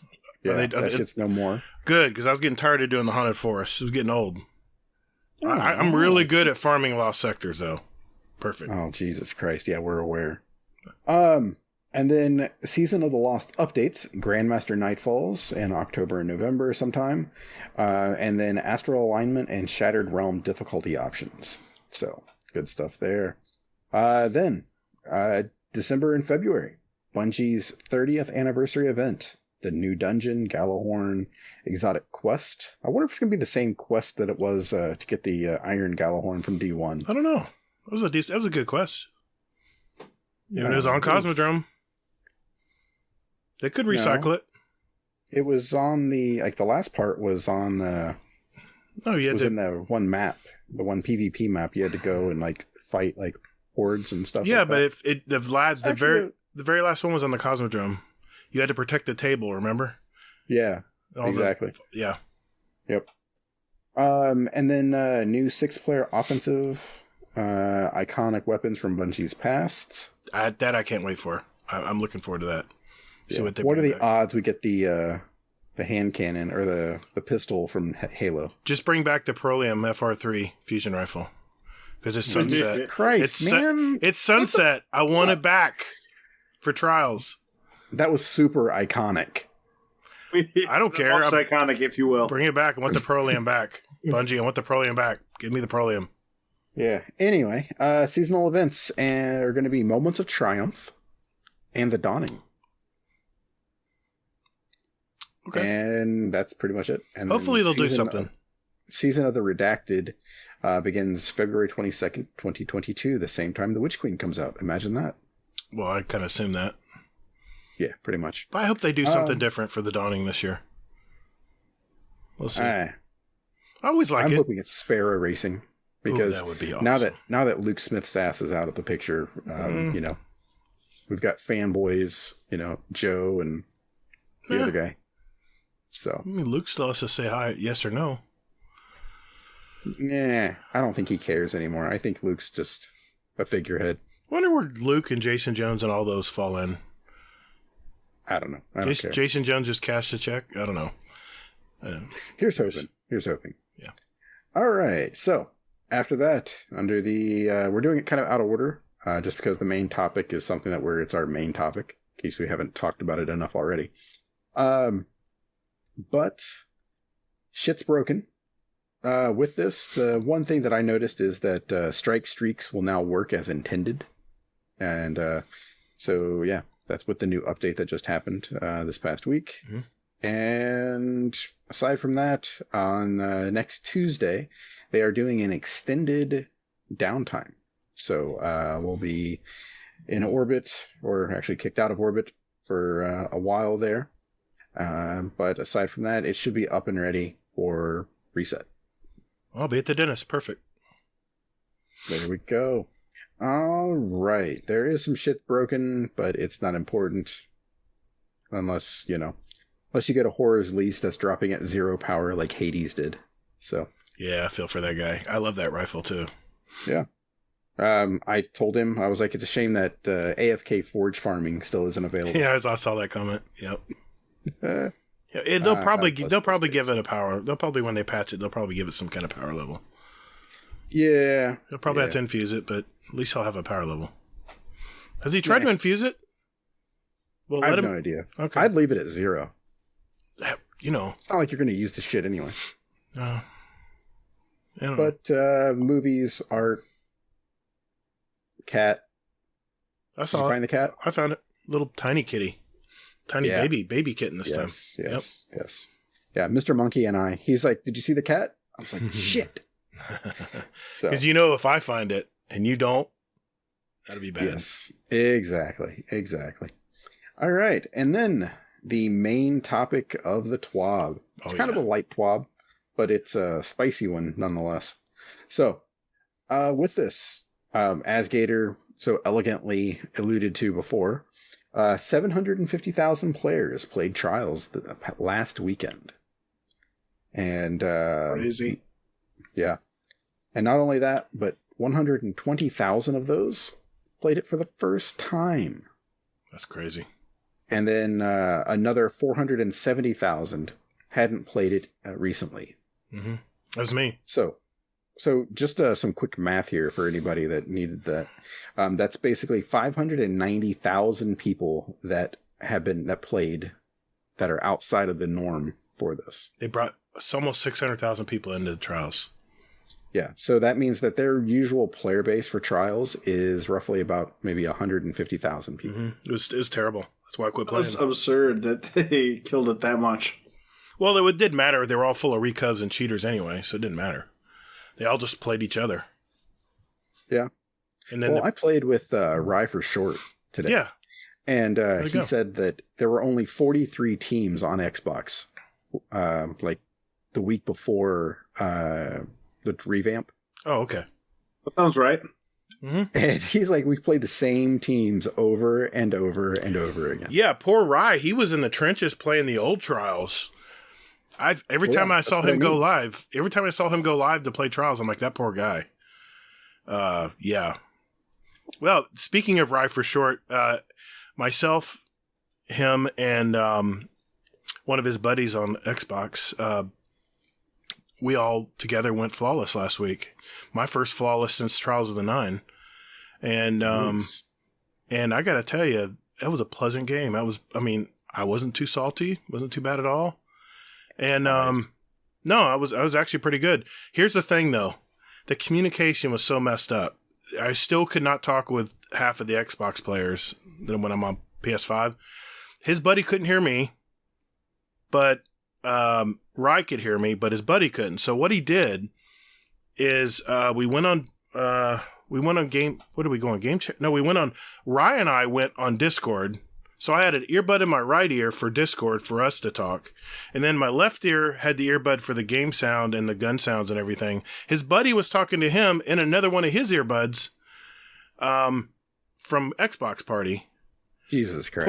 Was he just translating the whole time? Poor Rye. It's a big game of telephone. Poor Rye says I have to. After we played that game, I says I had to go sit down and just go to sleep. I said mentally I was so screwed up because you guys are both talking at the same time sometimes, and he would hear both voices at the same time, when we were dead, trying to tell him where the enemies were and stuff.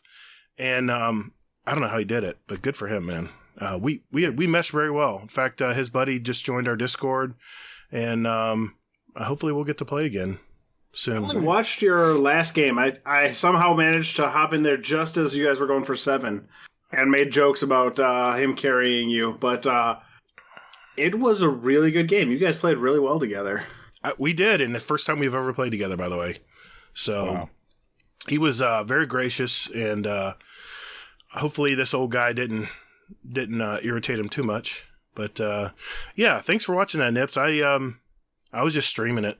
I just streamed it for I think 3 or 4 hours. I played that Saturday or Friday. Yeah, Saturday, and you just happened to jump in on our last game, our flawless game. Yeah, I was watching on his Twitch channel, which was pretty good, actually. I thought it was a really good show. He did a great job. So I would say if you've not gone and subbed to Rye, you should, because good guy. He puts on a good show. I think he's got the right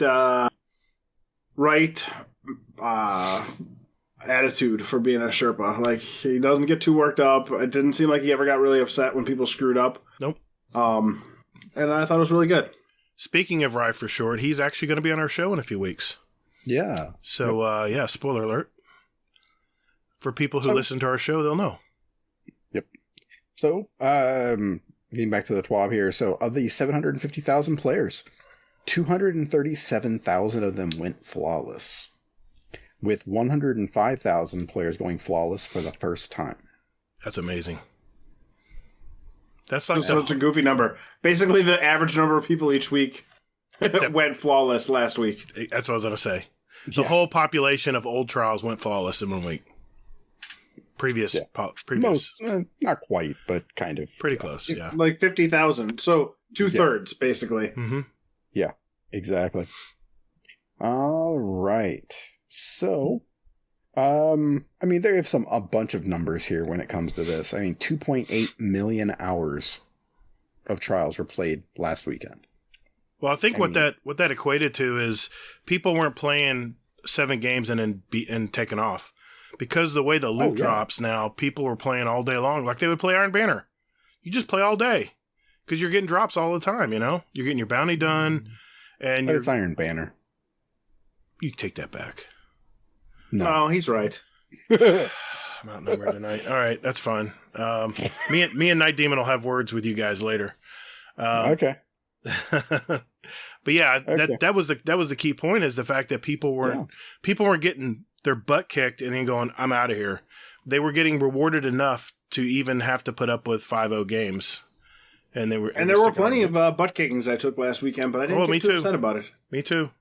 Yeah, I got destroyed. I played so much Trials last week. I did a lot of solo, and then I was just like, I threw one out there. I think it was Saturday night. I was just like, hey, anybody on? And then Des Raven and Kato. Mm-hmm. They were getting ready to play, and they're like, well, hey, come on, join with us. So I did, and then we were trying to do party chat, and I was on Xbox. They were on PlayStation. I was just like, fuck it. You know what? I have the ultimate fix for this. So I turned off my Xbox, turned on my PlayStation, and played on the PlayStation. There you go. Yeah, So- you're set up nicely for that. There you go. Yeah, exactly. PlayStation Party works just fine. Yeah, it was either that or we go to Discord, and I was just like, I don't want to fucking put you guys through that. So They need to get this fixed because there's still some issues with cross chat. Well, I mean, Discord's coming to PlayStation later in the year, right? Mm-hmm. Probably 2022 next year. Yeah, Is it next year I still? think so. Yeah, I think so. Because when we had one night when we were having people not even before crossplay was a thing, we had somebody who couldn't connect to PlayStation or to the Xbox chat, so we ended up having the dual headphones thing. You know, half the group in Discord, half the group in an Xbox chat, and Right. it worked out okay. Like, it's not the end of the world as long as you can get one of those two. yeah. I mean, on Xbox, I mean, I can't plug this enough, but it's Coral, that app. You can download it to your Xbox. You can sign into it, and then you have Discord running right there on Xbox. So that way you can get into a party chat. You can talk. You can still play the game. You can hear everything all through, one headset. You don't have to do the double headset thing. We got no choice on PlayStation. If you can't hear you Yeah. can't hear Xboxers, then you have to do the Discord thing, and unfortunately, it's not the smoothest thing right now. Yeah. I mean, I think we really do need to kind of figure that out some. I mean, especially before this weekend. Yeah. Speaking of this weekend, we are joining forces and are going to participate in Elmer Fudd's raid race this weekend. That's going to be so awesome. Good luck to you guys. That's going to be so much fun. I think we got a pretty solid team here. I just wanted to shout out Team Amateur Bullshit is our team. Good choice there, Hazel. That's a really good. I didn't. We have Mr. Ronan Red Lion going to be joining us. Sharp Valor, he's going to be joining us. Joker's Pate, I just call him Joker. Hazel, of course, and myself. And am I forgetting anybody? Deathstroke. I know. Deathstroke. I've been raiding with Deathstroke for like a decade. So yeah, that's our team for Saturday. I'm going to be streaming it on my YouTube channel to that's the Gatr channel to Fudd's. I guess Fudd will be tuning into it, and I think what I'm going to do is I have a software program I have that can capture all the desktop sound just like OBS does. I think I'm going to stream through it. I'm going to have to test it first. But I think that's how I'm going to stream it. That way everyone can hear everybody talking in the raid instead of just me or no chat at all. So we'll figure it out. But I just want to mention that while we're on the topic. As long as we can hear your ass in there in the streams that you do. Yep. Yeah. I said it. Yeah, my streams have been it's really weird streaming PS5. If you're not using a PlayStation Party and you're doing the thing where you're trying to communicate via Discord or game chat, you will not get any audio in your stream. Sometimes not from even me. Sometimes people said, we can hear you, but we can't hear anybody else. Another stream, they said, we can't hear anybody talking. We just hear the game sound. So Bungie, PlayStation, got to get together or something to figure something out because PlayStation is not cooperating right now when it comes to streaming. So just an aside. Just want to mention that. I did have to laugh, though. I was watching one of your videos, and I absolutely cracked up because all I could hear was Zaniac talking. Mm-hmm. And I'm just like, isn't Gatr going to say anything? And I was like, oh, wait. Okay. Yeah. Gatr talks. Yeah. Yeah, I was waiting for that, and that surprised me. I was like, oh my God, it's the quietest he's ever been. Yeah. The only time we'll get full audio is if we're in a PlayStation party, all PlayStation players, which we did a few nights ago, but on our Gambit night. But no, you can't. The audio doesn't come through, so I may have to use different ways of streaming it so we can hear everybody on Saturday. Curious. So I do love that you have a video up basically every day this month. Oh, so yeah. far on YouTube. I get to watch that while I'm working and with this background noise. So if you ever fix the audio, it's going to be absolutely fantastic. So I can actually listen. I've been doing I set myself a challenge to play comp, the Glory comp playlist every day for 30 days. And I skipped a day because I was busy getting the Agar scepter. And because that was a long drawn out process. I didn't have time to play that day between work and getting that weapon. But I'm on day 8. Just posted day 8 today. So day 9 will be tomorrow before I play Trials, I guess. But I'm really enjoying it. I'm learning.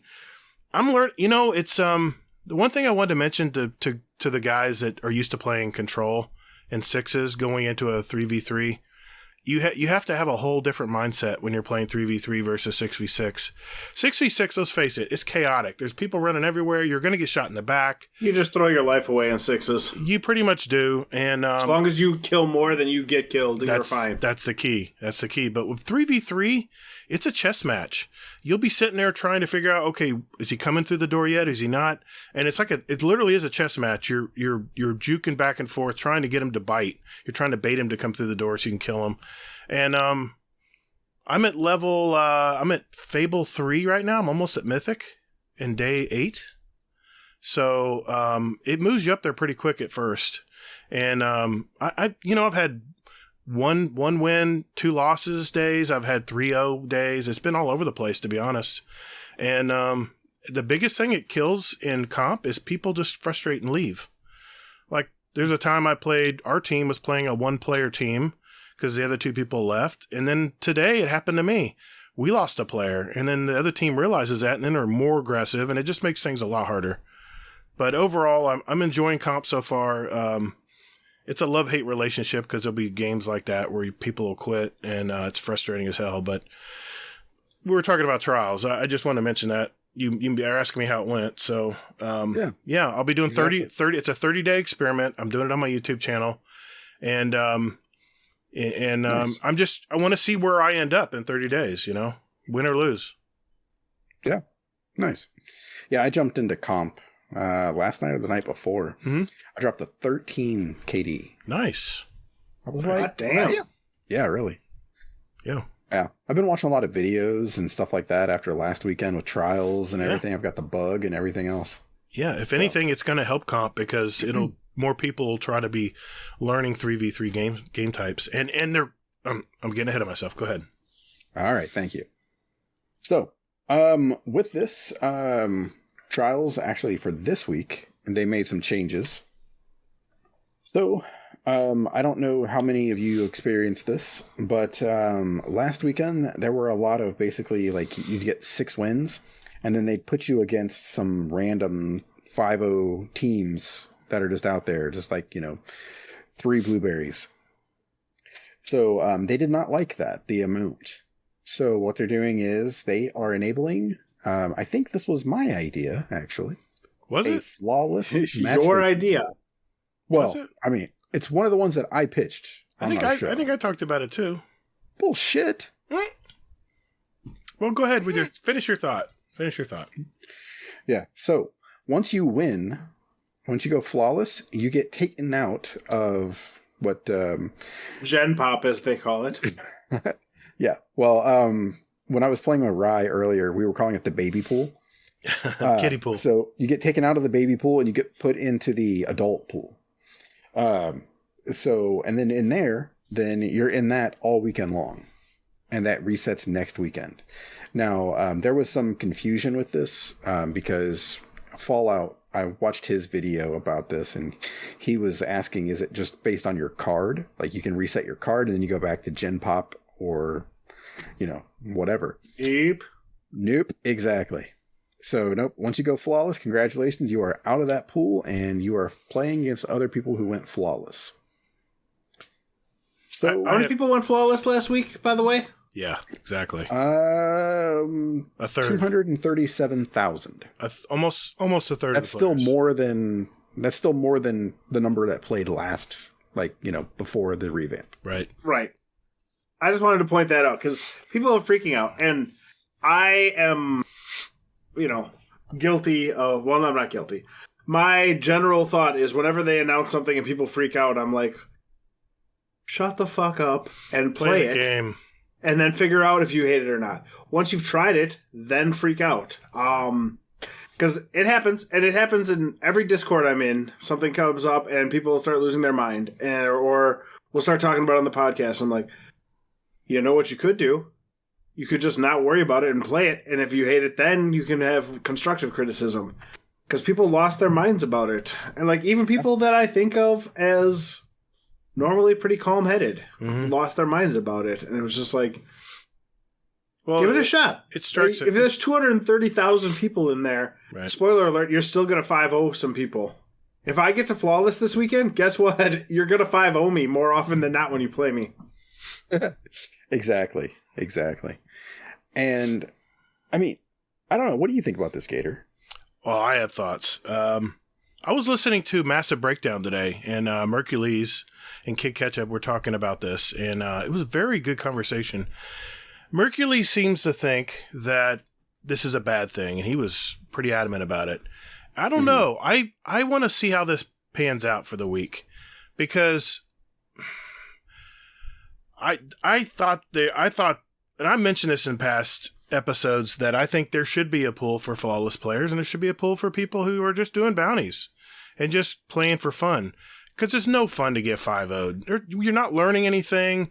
You just want it to be over. It's like pulling a Band-Aid off. You just want to get on to the next game, and hopefully you get a good draw.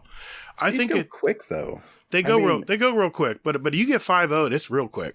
It's real quick. You're bam, bam, no argument there. Bam, bam, bam. You're eliminated. Next round, bam, bam, bam. You're eliminated. Next round. I mean, heavy round. They grab it. They kill you with it, and it's just over so quick. But okay, here's Mercules' theory.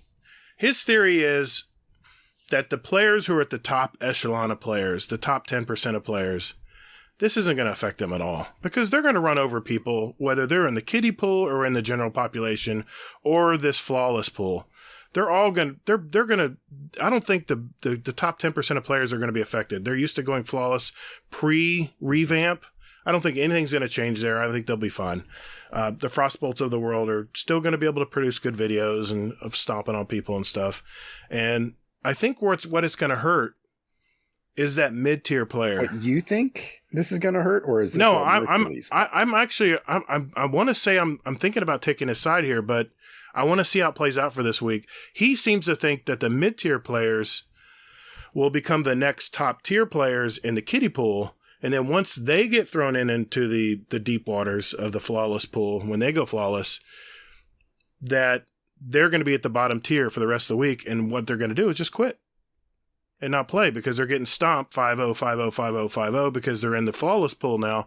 And what it's going to leave is all the bad players, the people who don't play a lot of Crucible or just don't have the experience, and they're just going to play each other. And he seems to think that the top bucket is just going to be a bucket that just keeps leaking. The population is going to eventually feeds off of the bottom bucket, right? And so what he's thinking is it's going to kill the population numbers overall. And I'm curious to see if that actually happens. But I tell you what. Well, did you see what DMG tweeted back about this? No, what did he say? DMG actually, dude's on his fucking honeymoon. Yeah, I know. He can't get out of it. And he started getting really shitty. I loved it. Yeah. And he's just like, okay, so Mercules thinks that this is all just a way to get more people to go flawless, and they don't care about the repercussions of it. That's what Mercules, that's his ultimate line right there, is that, is just that. So DMG said, well, we're doing this because we don't want to have a bunch of random blueberries going against, Frostbolt and stuff like that. Right. For their, because they're doing the right thing, they're teaming up, they're playing, and that. So that's, Bungie's rationale behind it. Is it going to get more people into Flawless? Of course it is. But once they go flawless, they're going to want to come back and do it again next week.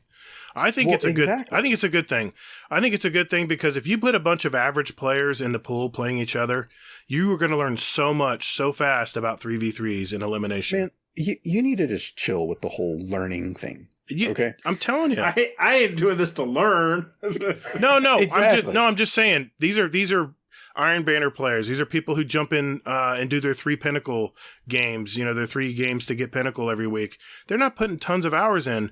But if this is intriguing enough to bring people in to try Trials, and they have a good outcome, even if they win 50% of their games and they never go flawless the whole week, they're going to have close games at the end where it's going to come down to round 5, and they're going to learn, oh, I don't need to do that next time. But if you get stomped 5-0, 5-0 every round, you're just getting bullied and run over, you're not really going to learn anything that game. And I think it's going to be good to get people. It's like raiding. They want more people to raid. Only 10% of the population raids. They want more people to get that raid experience. And once they get that raid experience, then they'll realize they're just playing so small part of the game. And I think they're trying to do this with Trials. I think they're trying to give people a good taste, a good situation, because this is where I disagree with Mercules. If you're getting 5-0 stomped, 5-0 stomped, 5-0 stomped, 5-0 stomped, you're not going to be in that population long anyway. Even if they're giving you a ton of rewards, eventually you're just gonna your soul's gonna be so beat up, you're just gonna want to go watch football. You know what I'm saying? I'm done. You follow? I mean, see what else is out there. I got the shit kicked out of me all weekend long. Oh, I had my share too. But you know what? I played it for 8 hours all weekend long. But okay. I think you're everybody though, right? But are you telling me you didn't play because you wanted to learn how to get better? You wanted to win your rounds? I wanted the loot. Okay. I wanted the loot. I wanted the damn, gold engram that I could get, and I could get another messenger. I could get a read. I could get whatever I want. Well, win or lose, if you had a 7-win card, not flawed, you got 100 XP every game, win or lose. Yep. That was great. That adds up. Right. I love that because I got 3 or 4 engrams just that way.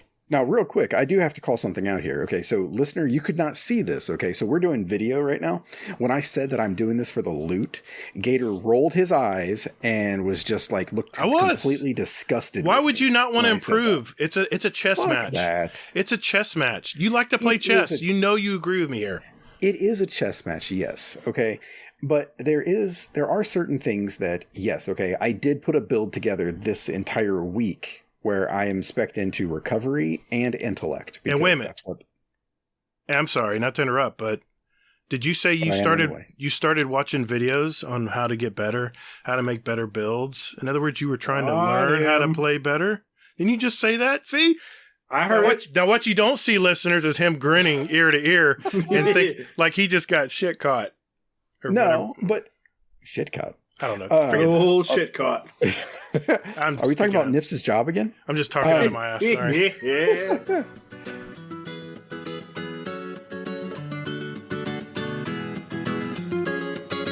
Hey everyone, looking for some like-minded gamers to Destiny with? Or maybe just a place to de-stress and talk about life with others for a bit. Or maybe just a place to discuss the latest movies, the TV shows, new awesome music out there. What about New Year's resolutions or goals or our fitness section? Well, you're also reading about our channels with links to our clan, Speakpipe, our show music playlist for God's sake, or even where to get a show t-shirt, mouse pad, or coffee mug if you want to help support us.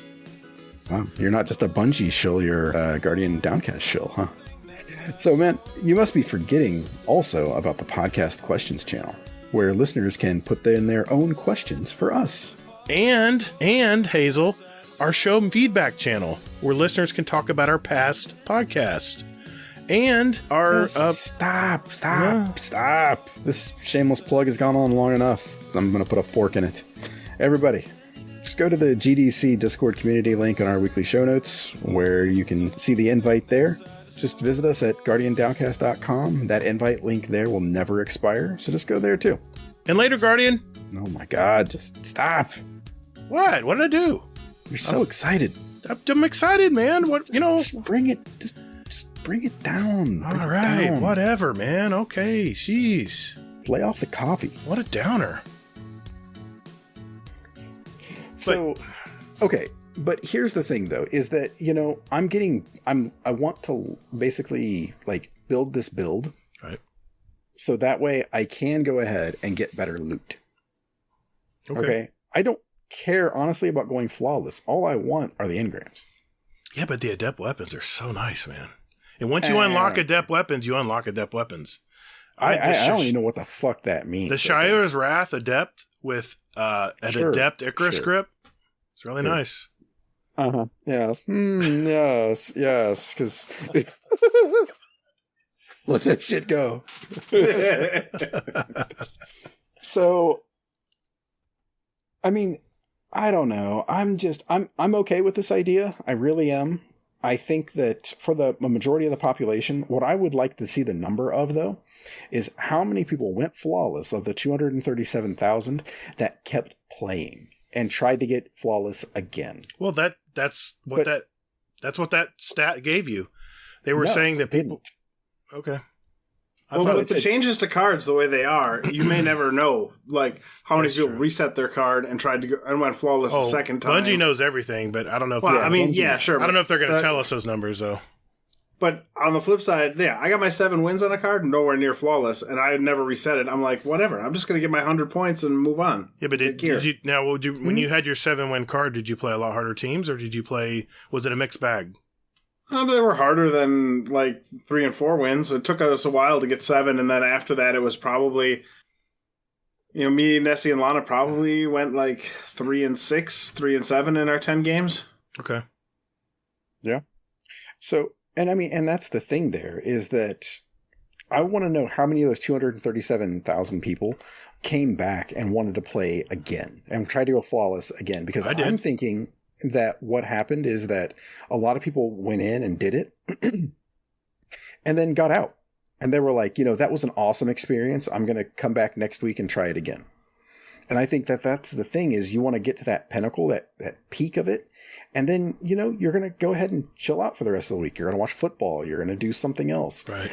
And that's kind of what I'm struggling with right now is if I do go flawless, what am I going to do? Am I going to go ahead and just chill out for the rest of the weekend? I'm like, maybe I might. I don't know. I might dabble again in trials later on or something like that. But it's going to lose that urgency and that mystique and that mystery that it. Yeah, I have to admit. Did you play for flawless last week though? Were you like going for like resetting every time you lost? Because not really, no. Because you kept getting your ass handed to you. In my mind, it's like either I'll get flawless, which is awesome, and then I'll be pretty happy about my life, or I won't get flawless, and I'll get my card and I'll be able to grind. Like I don't think it changes the way I play.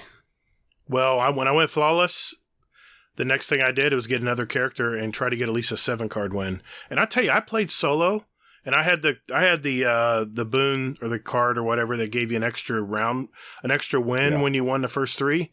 I had 5 wins flawless racked up playing solo, and that's because of that boon. I got an extra win, so I went 4 games flawless playing solo. Because if you have really good players around you that know what to do, they don't need to communicate. They know to move together. They know when you pick someone on the other team, you got to push. Now I will say this, and this is where me and Mercules are almost identical. I hate elimination. It does not suit my play style. I am not a bully type player. I'm a more methodical, I'm going to pick you off at a certain angle of the map type player. And no, I'm not sandbagging Warcry. I'm not sitting in the back. I'm up there in the lines shooting, but it's all about a chess game for me. It's not about running over and team shotting because there's no way in hell you can kill 2 players at once like in Call of Duty. So they talk about something later, which I guess you're going to mention, but I'm looking forward to more game types coming and where I can play more my way. And maybe this change they're making is just trying to get more people to have fun playing Trials. And yes, I know the non-casual players, the hardcore players out there probably don't want to play each other. I'm sure they'd like the pub stomp. Pub stomping's fun, especially when especially when you get 37 flawlesses in a weekend. I mean, these people need to be playing other people like this. They don't need to be playing the casual players. You're not doing any good. Yeah. Oh, I think some of them want to. And my God, the Vex Mythoclast is just frickin' OP as hell. That gun would be nice to get one of those one of these days. Well, we're running VOG tomorrow. That's the first raid we're doing. And wouldn't it be nice to get a Is that really the first raid? I figured that would be the last raid. No, we're doing that first. We're gonna get some momentum going first. Does get the pitch. Does Fun say you can do it in any order? We can do it in any order. We can do it in any order.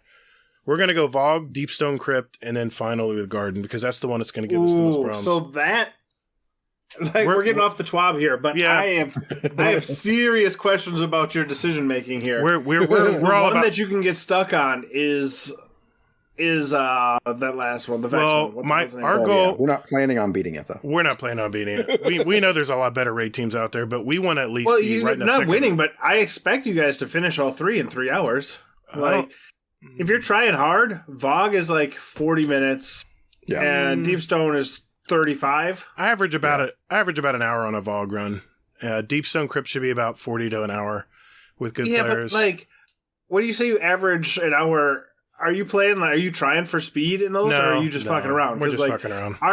Our Friday night raid team is either drunk or high or both. Yeah. All 6 of us in the course of the time, and we average about like 48, 49 minutes, and that's usually like a shit show. But when I ran with Lulu a couple of times, she's in that time it was like 36 minutes. Oh yeah, 35 minutes. She's got some crazy people around her too, man, that are really good. The only reason we ended up dying was because somebody wanted to get the special chests, so they we opened the thing up and then intentionally wiped to the Gorgons, and then we killed like 6 Gorgons afterwards, because holy shit, these people are absurdly good. But like, I would save Deepstone for last because that's the one that you can get done. So even if it takes you a while on Vault, what the hell is the fucking Vex one? Why can't I not remember the name of it? Garden of Salvation. If it takes you. Because Garden's the one that you can get stuck on. Yeah, you can. Phase 3 is the one that always got us in trouble. It's the last phase. The final boss is easier for me, I think. I think it's the one where you have to like collect the motes and take it out to the thing, and then if you don't successfully burn and you're like your person shooting the eyes team like burns the reses, you can wipe there a few times. Yeah, I tell you, the key to the final boss in the third is having really good platform builders in that raid. If you have people who are on the ball and can build the platforms back, you're talking about finals. Yeah, you're talking about that's the fourth phase. Yeah, that's where really you have to have some really players that are on the ball, or you have people who know how to drop their wells in places and they just don't even care. Right? Like there's one that's like, you need to take a certain amount of damage. There's an actual triumph for taking a certain amount of damage. So it's like wells and bubbles to keep yourself alive while you're standing in the Vex goo. But we've never done that one. But I think Garden is going to be the hardest. Oh, we know it is. I think Deepstone's the easiest. I think Vault is one that everyone will get done. I think so.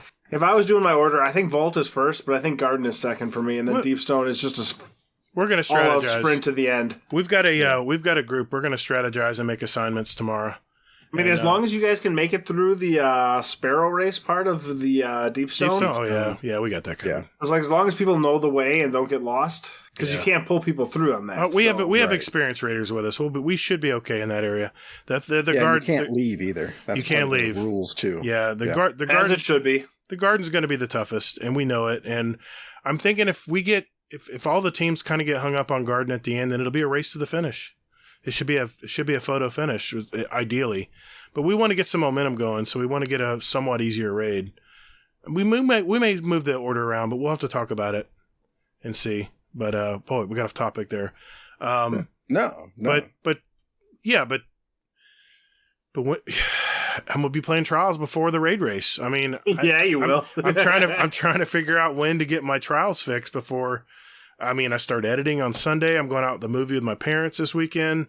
We're going to see Cry Macho with I've heard good things with Clint Eastwood. Thank you, Clint Eastwood. Yeah. And I think they touched him up because I'm looking at the previews. He looks a lot more youthful in the movie. I'm thinking they touched him up like they did De Niro in that one mobster movie that Netflix put out. And anyway, everybody knows what I'm talking about. But I really think Bungie is trying to get more percentage of players. I think they're trying to up that number even more. And by separating out the flawless players, which I think is a good idea, because once you go flawless, I mean, if you're good enough to go flawless, especially by Friday, the first day, then I think the higher tier players just want easier games. I think they want to be able to pub stomp. There's a lot of teams out there just want to bully and walk over people, and that's no fun for the people who are going to take that for so long and who then are getting bullied. Finally say fuck this and leave. Imagine that. You mean you can leave? You can lose populations on both sides of the equation here, and I'm guessing the diehard players are probably going to stick around because they're going to want that loot. Mm-hmm. They're going to want the loot. It'll be interesting to see. But one of the things that I'm really glad that they changed this week is that, nothing is more infuriating than playing a solo game and then somebody leaves. Oh, yes. God, that's so bad. Yeah, there's a special place in hell for that person. Yeah. So they're actually giving a 30-minute timeout if you quit too many games. I like it. Yeah, the comp protection, if you will. Yeah, exactly. I don't think it's strong enough because people say, well, I'm about ready for lunch. Let's just quit. Take a break. But you got to do something. And I feel like small touches are the way to go. I think it should be at least an hour. Yeah. I think it should be at least an hour. But calm down. So it might have happened to me. You know what? If it doesn't work, then it's an hour the next time they touch it up. But okay. Yeah. Well, what they're saying here is, they're going to be watching this, of course, and then they're going to have some harsher penalties, should it continue from there. So, right. Yep. So that's all for the changes for this week. Now, the changes for next week. Dun, dun, dun. Yes. So the flawless pool might be gone next week. Just a, fair warning. So we're just trying it out. We'll see. Well, yeah, exactly. So I don't know. I mean, this will drop on Monday morning, Sunday night. So, if you can, try to get into flawless on today, Monday. Because you're probably going to play, if you haven't gone flawless, that is, because you might actually stand a chance because you're going to be playing a bunch of plebs that are going to try to do it too. And just for the record, last week after my bowling league, like the late night, Monday night, we got stomped so badly because myself, Warcry, and was it Grackle? In fact, I had to apologize to Grackle. I was so frustrated. I think he was frazzled. Did you rage at somebody? I've now heard everything. No, I didn't rage at him. I was just being critical of what's going on, and I had to. Yeah, I pulled a gator. I pulled the salty old man, and I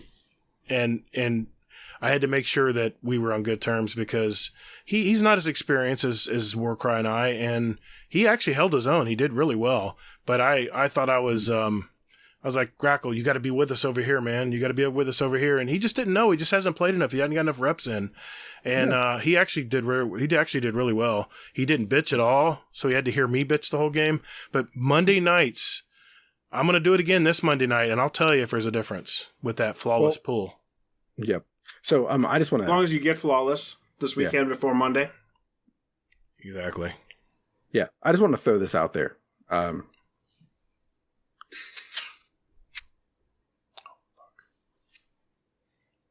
What am I listening to? I didn't hear it. Oh. I didn't hear it. I can't just say Toxic. Oh, Britney Spears, toxic. Free Britney. Yes. No, I'm calling you toxic. So. I know. There we go. I may have to change a music pick to toxic just for you. Oh, God. So, next week in Trials, they are opening up Crucible Labs, Trials Labs. So, it's going to be Capture Zone Trials. Dun, dun, dun. I love it. No bullying. It's all about capturing zones. It's going to be strategic. This is going to be interesting because, I want to know if they're going to be changing how trials, if they're doing regular trials and then they're going to do Trials Labs still, because I think that might split the population too much. Or are they just going to do Trials Labs all next week for trials? That's what I hope they do. They haven't really specified. They just said they would be bringing it out soon. That's all they've told us. Exactly, yeah. So with Capture Zone Trials, they will be disabling the special ammo replenishment on Revive, and you still get special ammo if you kill someone or when you start the next round. Well, yeah, you'll get special ammo if they're running special. Yep. Yes, if you're worried about that, you just run double primary. Yeah, and that's what I do. In other words, does Vex drop a special brick? Because it has unlimited ammo.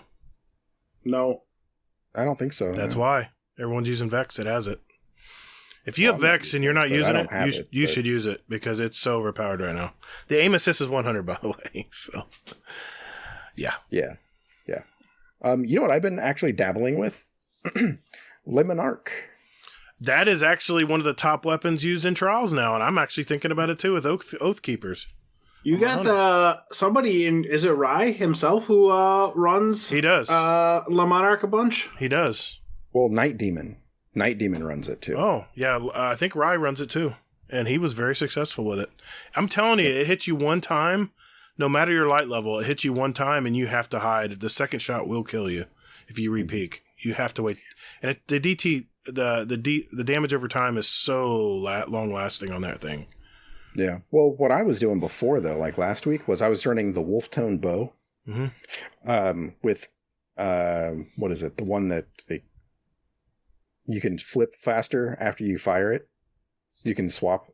It's like quick swap or something like that. Not sure. Quick access sling. Oh, okay. Swap weapons faster for a short duration. So you're blinting. Emptying your magazine. You're blinting, basically. What? Yeah. Yeah. Blinting is the way to go. It is. It's like blinting is like hitting someone with a grenade launcher and then finish them off. Fast swap to a pistol. Or that's blinting. Same thing with a bow. Bow, you hit them with a bow and then flip off to whatever weapon to finish them off. Yep. Exactly. And that's what I was doing. Because I saw like the TDT guys, the Dream Team, and they were doing this. And I'm like, okay, that looks like fun. Maybe I can pull that shit off. And by God, I was doing it. I was loving it. Please, if I see TDT clan, I'm not going to back out, but I just know what I'm getting myself into. Those guys really have got it down to the math. Yep, exactly. So that's going to be happening with Trials next week. Also, what they're doing is they're disabling the matchmaking counter. Oh, yeah. Well. I'm glad. Yeah. You know, I remember Cool Guy was like the first one to like say this because on Twitter, and he's like, you know, people are backing out as a 3-stack because they want to battle. They want to go against at least a 2-stack. Non-3 stacks. Yeah. And we had so many games where they back out so not fast enough, and we get a tie game, which I'm fine. I still got that was the worst. I still got XP. No, not much score, but I got 10. I think I got 10 XP toward it. Wasn't but that one is the one that bothers me. I realize the reason they do it is because they don't want win trading, but it is really frustrating. Yeah, we had a lot of. What that. I don't understand with the whole ties is it should still be 5 games, right? It count as your 5 rounds. It shouldn't it though? I mean, in my opinion, it should, because I played a game and we went 7 rounds because we had 2 ties. Or actually, no, we went more than 7 rounds. We went, because it was 4 and 4, 2 ties, so we went 11 rounds. Jesus. Yeah. Wow, that's crazy. And because we still had to get to 5 wins. I'm like, what the fuck, man? Because I cheered when we hit 3 wins because I'm like, okay, we should be done. You trade killed that many times? Wow. At the end, yeah, twice. Wow. Oh God, that's so absurd. It's probably that damn Le Monarch with the damage over time. It's probably how it happened. I don't know. Monarch. They kill you. They kill you and then they end up dying. Okay. This week though, you better believe he's running it. I am running it. I'm going to try it. I'm thinking about trying it with Oath Keepers on my hunter. I'm thinking about it. So, so they're disabling that counter, and they're fixing an issue that prevented people from masterworking Saint stuff. So, but yeah, so that's pretty much everything with the TWAB. Any other comments? Anybody has any other things they want to say before we move on? Get out there and play Trials. It's fun. I love that Bungie is really changing things around because this game was going to be dead soon. There wasn't enough players to populate it. Yeah, no, that's the thing, right? I would say that everybody rolled their eyes for the better part of the spring when Bungie's like, we'll get around to getting to Crucible eventually. We're not there yet. Right. We're investing in people. Something will come. But then you saw guys like Ninja with Noel getting hired there to be a playtester and stuff like that. He's a good player. And now they actually released the stuff that they hired him for, they hired other people for. They put a team and actually effort behind it. And it's fun. Like, yeah, your mileage may vary, and sort of what you go into it expecting to see will also change how your results will be. But for me, I played every Saturday morning in D1 with Expired and Gambit, who are old Tush Clan members. Right. Nobody listening to this knows who they are. But we played every Saturday morning at 7 a.m. Central Time for like 3 hours. I think on our best week, we got to 5-0 on a card. Yeah.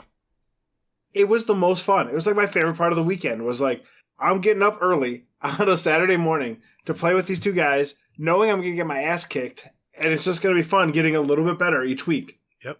And you mean you're trying to learn? Then I had that week where I dropped 24 kills on a game on Rusted Lands.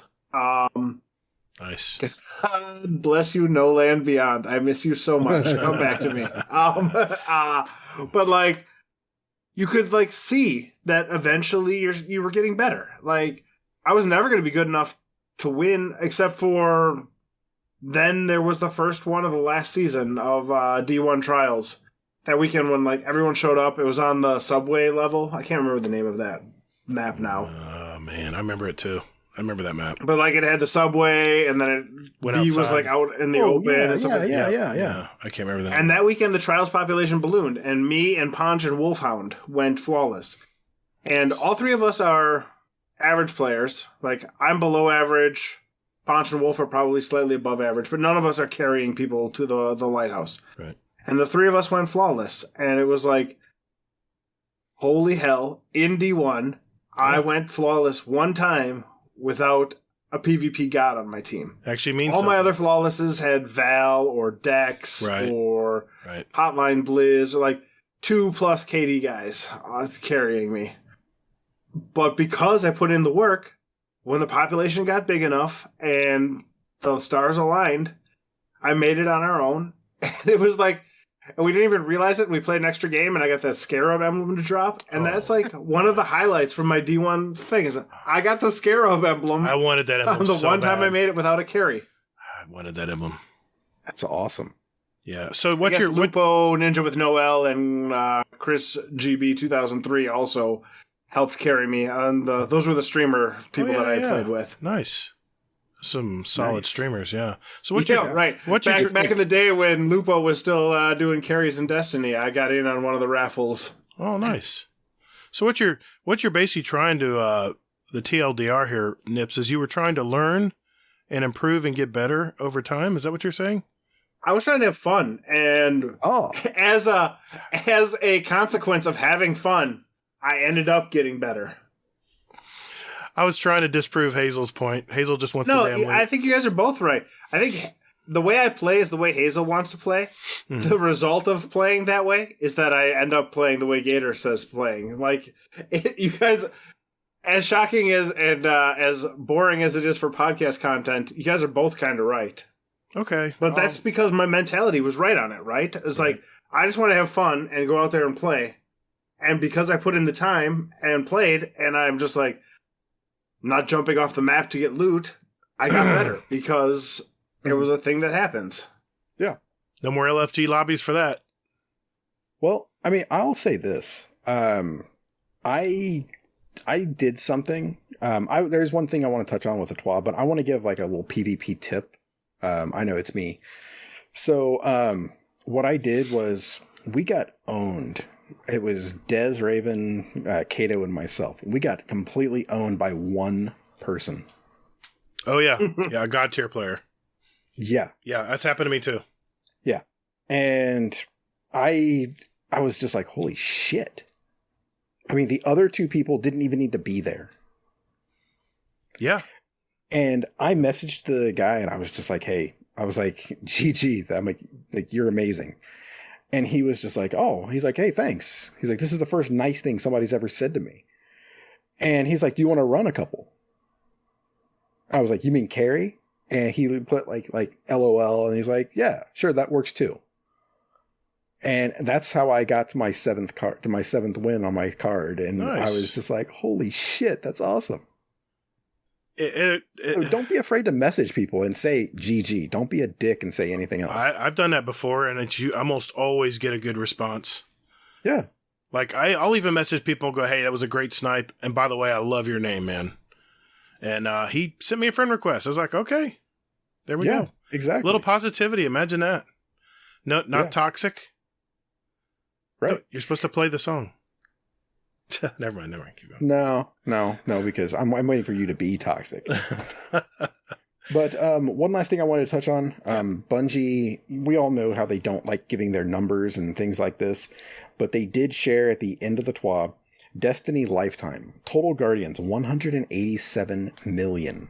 That's crazy. Total hours played, 9.8 billion. I want to know how many of those hours were in orbit, though. And then in the last year, Atheon defeats in Vault, 2 million. Taniks eliminations in Deep Stone, 3.5 million. They got their numbers. They know exactly what we're doing in game. Yeah, they do. They know how many times I'm resetting my card. Believe me, they know all that stuff. Yep. And you know what? They're trying something new this week. And, you know, if Mercules is right, then God, I hope that prick is wrong. I like Mercules. I'm okay with it. People like having okay. opinions on it. And he's the kind of guy, too, that's like, he's real upset about it. But if he's wrong, I know Mercules will be the first guy to come out and say, yeah, I agree. Yeah, I was wrong. I agree. I think about that with Drewski. He's been all this week, he's like, been like, dude, I was so wrong about top tree. Yeah, I saw that video. Soccer. I saw that video. And actually, you know what happened?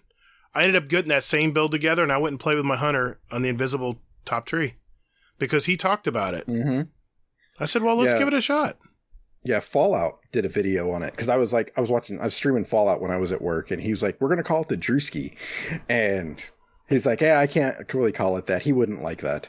Mm-hmm. So, but yeah, it was a nasty little build. I'm like, I wrote down like the entire thing, and I was just like, okay, I'm going to definitely tinker with this. I set up a build just like he talked about, and I may not have used the same weapons he uses because he uses more different weapons, and I got to go with my comfortable weapons, but it actually worked pretty good. Invisibility is not so invisible as you think, though. A lot of good players will know to listen, and they'll expect you to be coming around a door, and I got shotgunned with chaperones so many times. But, you know what? I had a great time. First time ever that I'm really looking forward to playing Trials. When the hell would you ever hear me say that on this podcast? Me. I shit talk Trials so many times. Yeah. So good on you, Bungie. Good job. And you know what? Don't be afraid to try new stuff. Because you know what? Mercury's may be wrong. It may go swimmingly. People may have the best time. They may bring 100,000 more people in this weekend because they hear that the flawless players are going to be jumping off onto their own playlist. Who knows? We'll see. We'll let the numbers tell the truth. Talk about it again next week. Exactly. So, all right. Good conversation, guys. Thank you for the twab there, Hazel. Let's get, we got some really good community questions tonight. I'm ready to get to them. And we even have a couple directed at our guest here tonight. So we'll do that right after this.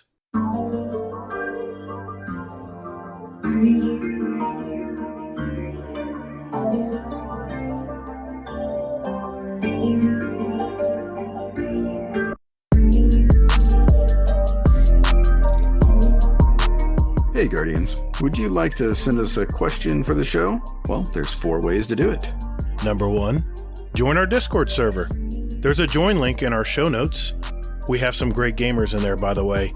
And you can just lurk, or hang out, or jump right in and talk with us. There's also a channel labeled Podcast Questions where you can type in your question for the show.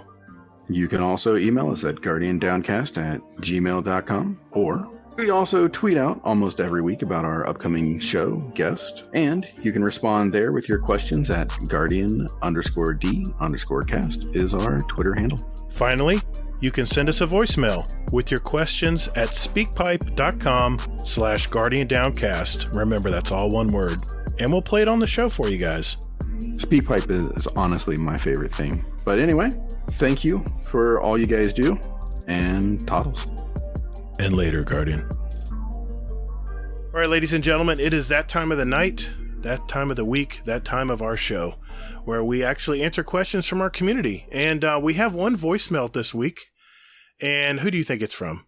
It's from our great uncle from across the pond, Mr. Scumdeath Bastardo. Uncle Scumdeath, what's going on this week? Hello, Scumdeath here. On my way home today, I saw a learner driver in front of me, and they were advertising 10 lessons for £230. So that means, if my maths are correct, £23 per driving lesson. Well, per hour per driving lesson. To me, that is crazy, because when I passed my test in 1991, I was paying £7 an hour. It's crazy. So my question is, what has gone up in price exponentially since you were a kid? And when you look at the prices now, you go, Jesus Christ, look at that. I'm glad I'm not doing that now, because I wouldn't be able to afford it. Anyway, love you all. Be safe. Goodbye. Wow, great question, Uncle Scumdeath.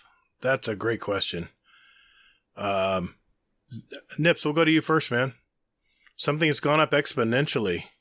I'm trying to think about this because I am maybe not the best person to talk about money because I don't even know when I get paid. I just it's all automatic. Know that the money will be there when the time comes. I just spent $6,000 in vet bills over the past month. Things that fast food is way more expensive than when I was in college. Like, I lived off of fast food when I was in college, and now that I got myself healthy and started, like, eating well, whenever I go for fast food, I'm like, holy shit, I never had this kind of money in college. Where the hell did the price go? Yeah, definitely. What was once like a $3 meal at Taco Bell is like $8 now. Yeah, or 10. Yeah, true. Hazel, you got an answer for this?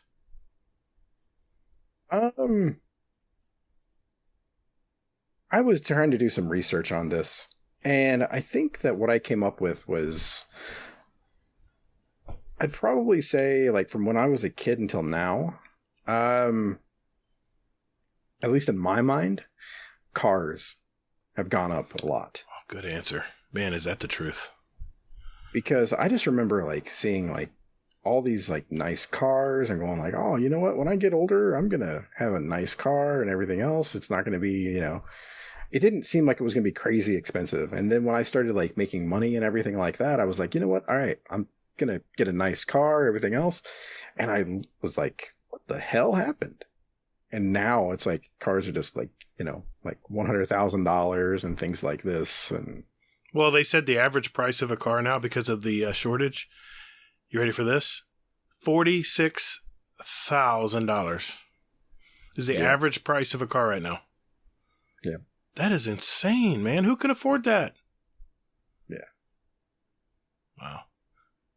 Nips, you got an answer? Well, that's why you get loans. No, I was going to say you're just raising your movie hand. theaters as well. Like, but they've come back down, right? Oh, like, yeah. they rose up and now they're back down. Like, all the theaters I've been around here, it's like there's one night a week where you can get $5 movie tickets. Yeah, that's true. Mm-hmm. That's true. But there was a time where it was like, it was $5, then it was like $12, and now it's come back down. I mean, God, I can name so many things, but I don't know how a family of 4 even goes out to eat these days. Because my wife and I we'll get something like middle of the road, like a middle of the road steakhouse, and it's easy a 50 bomb. Easily. And I'm not getting the most expensive thing. I'm getting a sirloin, a nice sirloin with a baked potato and a salad. Simple things. $50, 2 people. That's $25 each. Man, that's like a whole week of groceries almost. Well, half a week of groceries. But still, I mean, and the food, you're eating it and it's gone in less than an hour, and you just blew $50. So for me, it's restaurants. And I remember when you used to buy penny candies at 7-Eleven when I was a kid, they literally were 1 cent. What is this individual candy now? 59 cents? It's just 1 cent because you can't pluralize one. Well, yeah, that's true. Good point. But they called them penny candies because they were literally 1 cent, 3 cents. You know, inflation's a bitch. It is, man. And you know what? Our wages aren't keeping up. Our wages are slowly behind. Not slowly. Well, they're slowly creeping up, but barely. I don't even think they're keeping up with inflation, to be honest. No, they're not. That was a great question, though. Yeah. I mean, one thing that I would say it's gone up just in the past 2 years is fucking DoorDash. Oh, yeah. I mean, my wife and I, we used to DoorDash like all the damn time. It was like, a staple. It's like, what are we going to do? Oh, we're going to DoorDash some food in. And I'm like, now it's like, it's just outrageous to do it and everything else. So now we're like, okay, well, it's just cheaper to go ahead and pick it up ourselves. Okay, no worries. So. All right. Well, Hazel, why don't you, you as well, Nips, you've been here enough times. Let's grab some questions out of our Discord. We got a lot of them. The ones that aren't pinned have a thumbs up under them. And then we have pinned ones as well. So I have a question here. Yeah. It's from Teox, Mistress of Dusty Drapes. Question for the AdmiralNips. What would you consider an inferior scotch? Because I'm assuming there is an inferior brand / distillery. I saw this one. And honestly, I'm not the Scotch snob you might think I'd be when it comes to this kind of stuff.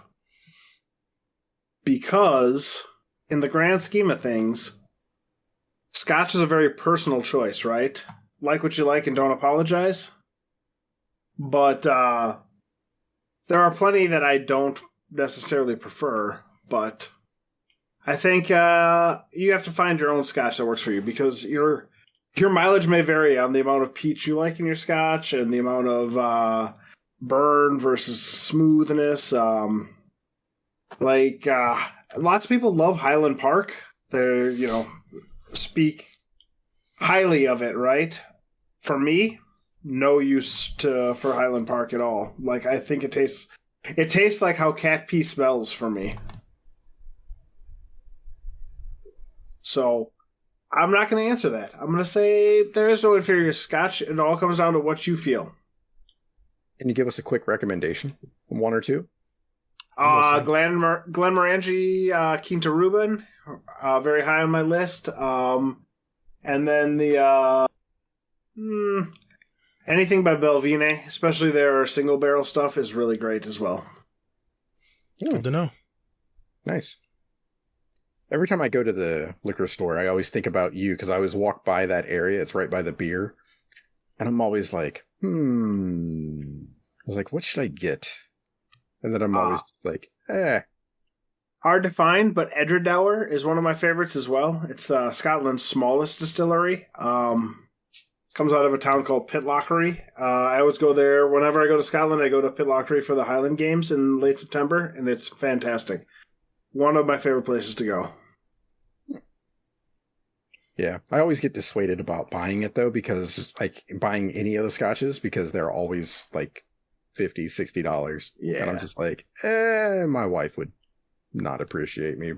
Talisker Storm is pretty reasonably priced and is a nice intro scotch. It's still expensive, but it's not as bad as some of the other stuff.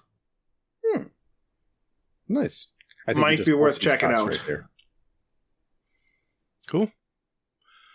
Okay, next question. I've got one here from Rye for Short. Question for the show. Just logging on for the day, and I remembered how intense our Flawless game was yesterday with Gatr and Nico. What's the most high-intensity moment you've experienced in Destiny? We go to you. We go to you first, Nips. There have been a fair number of hero moments in raids for me. I'm trying to think. Our first clear of Deep Stone Crypt, I hit the boss with a shotgun as we were going to the wipe screen. So that one's pretty high in my mind. That's pretty cool. My favorite moment is my first Flawless in D2 was I was running Arcstrider, and I reflected a Dawnblade's sword back into the guy's face to kill him to go to Flawless. Nice. However, that wasn't that intense in that Val and Nessie were still alive. It was a 3v1, and it was Val and Nessie who were still alive. So if I had failed, it wasn't going to be a big problem. But that was one of the ones I was more proud of. Nice. That's awesome. That's good. Yeah. Hazel, what about you? I mean, I think I pretty much have to go with like most of the raids from D1, you know?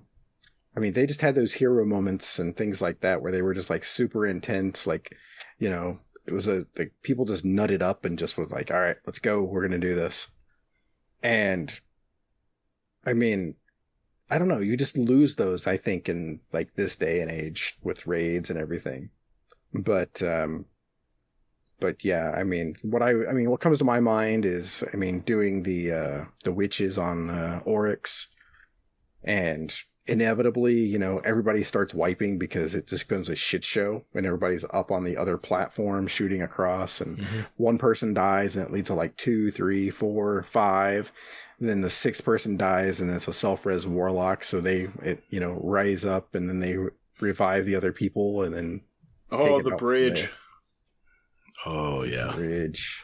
Deepstone. I mean, you're talking Dark about Below? Dark Below. Yeah. Yep.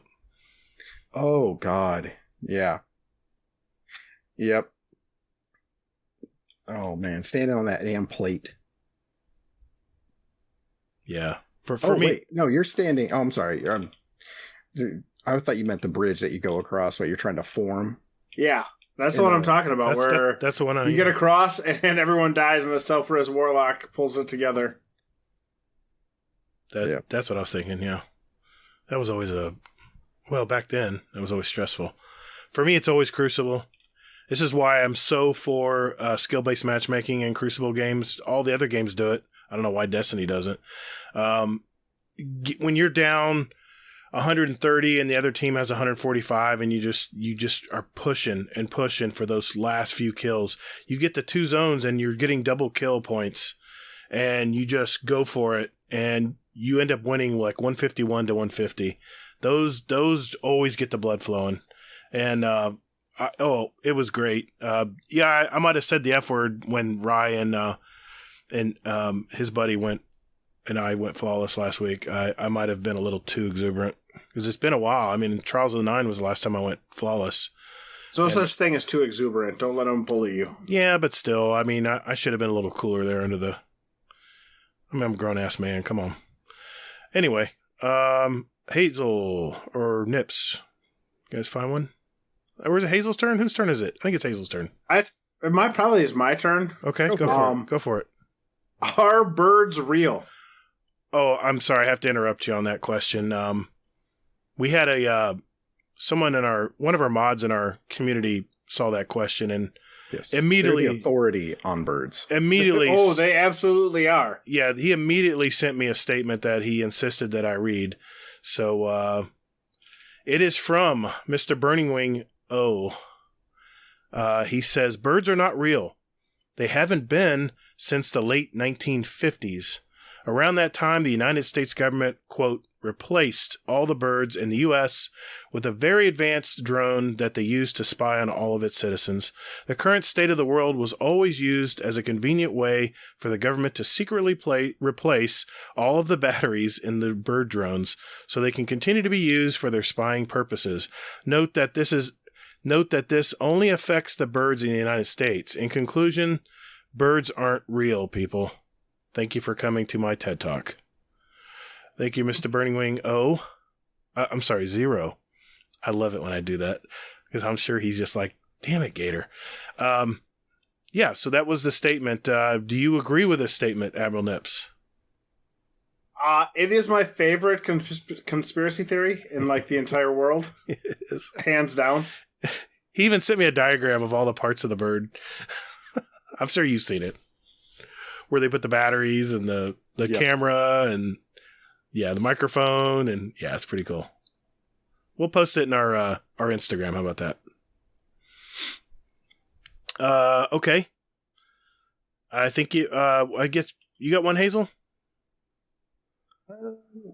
Here we go. From Guardian Photographer.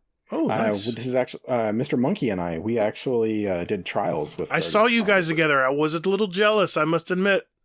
It's like he's freaking playing with the Guardian Photographer. Where's my invite? I think I was lost working. in the mail. I think I was working. Yeah. So yeah, we were playing. It was pretty awesome. We got completely rolled, like all 5 or 6 games we played, but still. Yeah. So, question for the show. What exotic weapon, or just weapon in general, do you think has the best sound design? Great question. Examples. Jotun, Sting, the Colony, Robot Grenades, Lawrence Driver Implosion, Sunshot, Sunblast, Last Word, Fanfire. They all sound good. Yes, they do. Nips, what do you think, man? Favorite sounding exotic weapon? I love it when you get a headshot with Cloud Strike. Oh, that's right. the Thunder Strike, and then you just see the rest. That is, whenever Trials ends up on Bannerfall, I know I'm not going to be good, but you better believe I'm running Cloud Strike and going to the snipe lane and trying to win my snipe lane, because the feeling of getting a triple there is so much fun. I've been a part of that triple kill before. It's not pleasant. It's a flash, and you're like, what the hell just happened? Yeah. It's funny you say that, Nips, because that happened with Dez, Kato, and myself. There were 3 guys. They were running Sweet Business.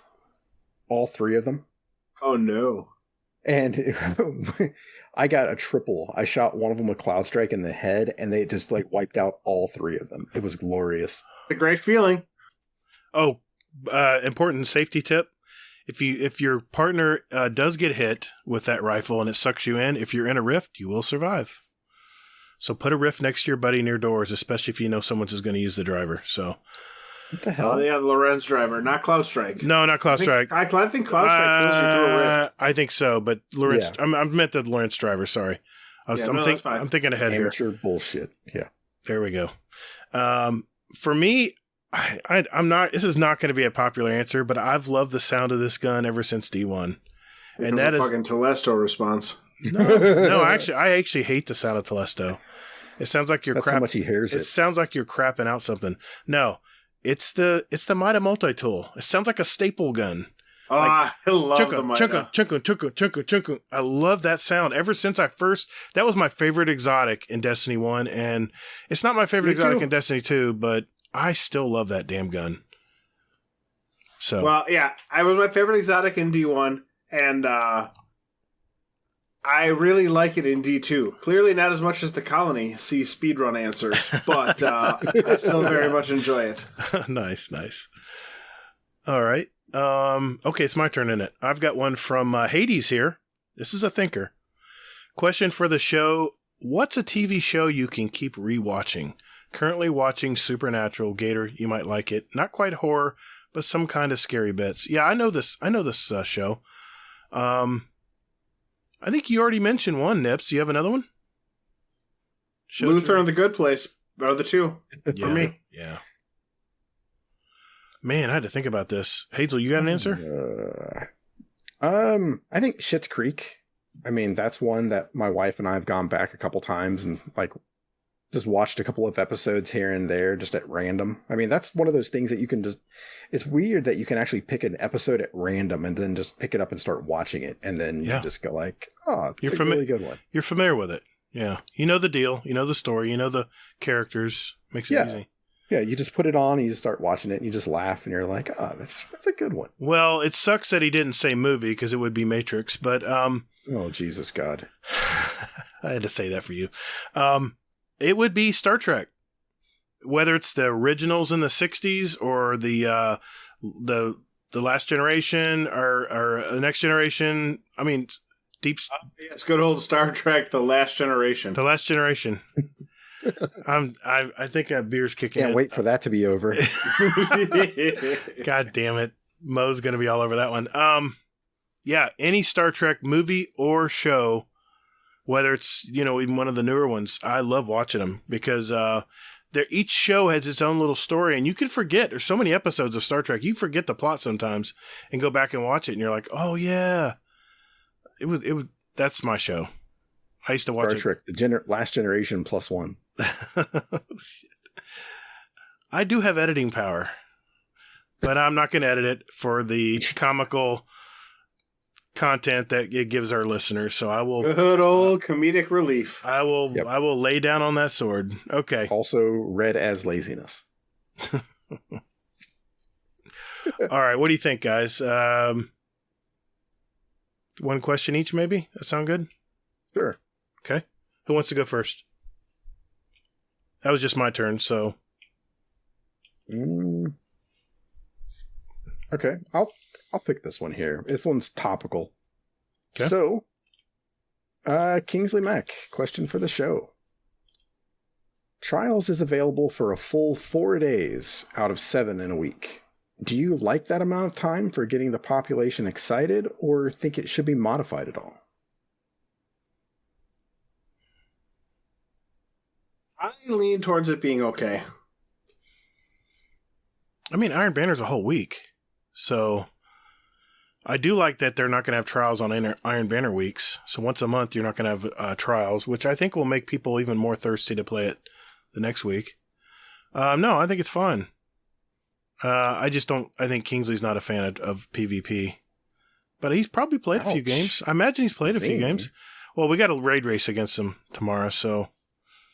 Damn, throwing some shade. I gotta throw a little shit talk at him. I think it should be modified. I think it should only be 3 days. I think 4 is a little much. Mondays? No Mondays? Yeah, I think no Mondays. I think Friday, Saturday, Sunday should be good. It used to be that way, I think, didn't it? It used to be, I thought. In Destiny 1, I think it was. Anyway. Yeah. Okay. Sounds right. All right, Nips, grab a question there, and I'll take us out tonight. All right. Let's see. Do you ever regret taking a personal stance against something and sticking to it? So attempting to counter negativity or making toxicity more apparent to hopefully to bring it to an individual attention. That's from Des Raven. I feel that was directed at somebody. I don't know, Gator. What do you think? I don't know. I'm not toxic. Play the music. No, don't play the music. We'll get copyright stricken on YouTube, I'm sure. Des, we definitely want you back, man. We just have a lot of people that we want in our community and new people we're trying to learn about. And we love it when you come on with the Guardian Hub guys. And you've already been on my mind, especially when it comes to lore. Aww. Yeah, when it comes to lore, I mean, he knows so much about lore, and I definitely want to pick his brain. Especially, I was thinking when we get kind of toward the end of the season, I would like him to come visit us and talk about how the season's wrapping up. That's an open invitation. There's my answer. I guess that was only directed to me. No, I mean, yeah. I don't ever regret. Honestly, all the stuff I've done on all the podcasts I've been on, I don't regret any of it. I've never said anything that is out of context for me, so I'm pretty okay with how things have gone. And it is for entertainment, Des. Remember, it's for our listeners. This stuff we do sometimes. Anyway. Hazel, do you have a comment? No, I don't ever regret taking a personal stance against something and sticking to it. It's like, why bother? I'm going off of the information and how I feel at the moment, so. Okay. Yeah. Okay, I'm going to wrap it up with a chubby wizard question. Question for the show. Does the enemy type matter when you play the game? I've never liked the Taken, so I'm not really into the new seasonal activity. I'm loving the story and the gear, but I enjoy Battlegrounds and the Override more than the Astral Alignment. Thanks, love the show. Get out. No, I'm just kidding. Well, I mean, that's a good question. That's a really good question. That's why he always has good ones. He really thinks them out. Yeah. Because, in a lot of ways, I don't think it matters for me, but there are certain enemies I like facing more. Like, if I'm playing Gambit and I hear a certain enemy on the field, I'm like, God damn it. Ornn? Yeah. Scorn. Fuck you, fucking Screams. God, I hate him so much. And the Gambit, those damn chieftains, they'll just shoot you twice and you'll be on the ground. I'm like, you gotta be kidding me. Yep. The pricks that fire the little razors, like those purple razors. The arc razors. No, they're void. Are they void? I think they have arc ones too. And still firewolves. suck. They all I've been suck. killed enough by him. Yeah. Fuck chieftains. Yeah. Anyway. They need to get Gambit under control or put that Gambit shit in like all the other stuff. Well, I tell you what, man, I have raid bosses that are sometimes less beefy than some of these Gambit yellow bars. It's crazy, man. They've really beefed up the hit markers or the hit points on these enemies because, man, there's certain weapons that work better than some weapons. But if you go in there with a pulse rifle, good luck, man. Best thing to use is something that just mows down enemies and never runs out of ammo. Thinking the Huckleberry. Anyway, that's a good way to end it. Thanks for your questions, everybody. If we didn't get to your question, obviously, we'll have them pinned and nice and organized for our next show. Obviously, it's Gator's fault. Of course. Just me. Things I do for the show. Anyway, we have one more segment, and Mr. Fudd is going to talk about it. What do we got, Mr. Fudd? Guardian Downcast. Guardian Downcast. Yeah, Guardian Downcast. This is an intro. Guardian Downcast. Guardian. Not copyright. Guardian Downcast. Thank you, Mr. Fudd. All right, this is our final segment. This is where we get our song picks from our guest and myself and Hazel here.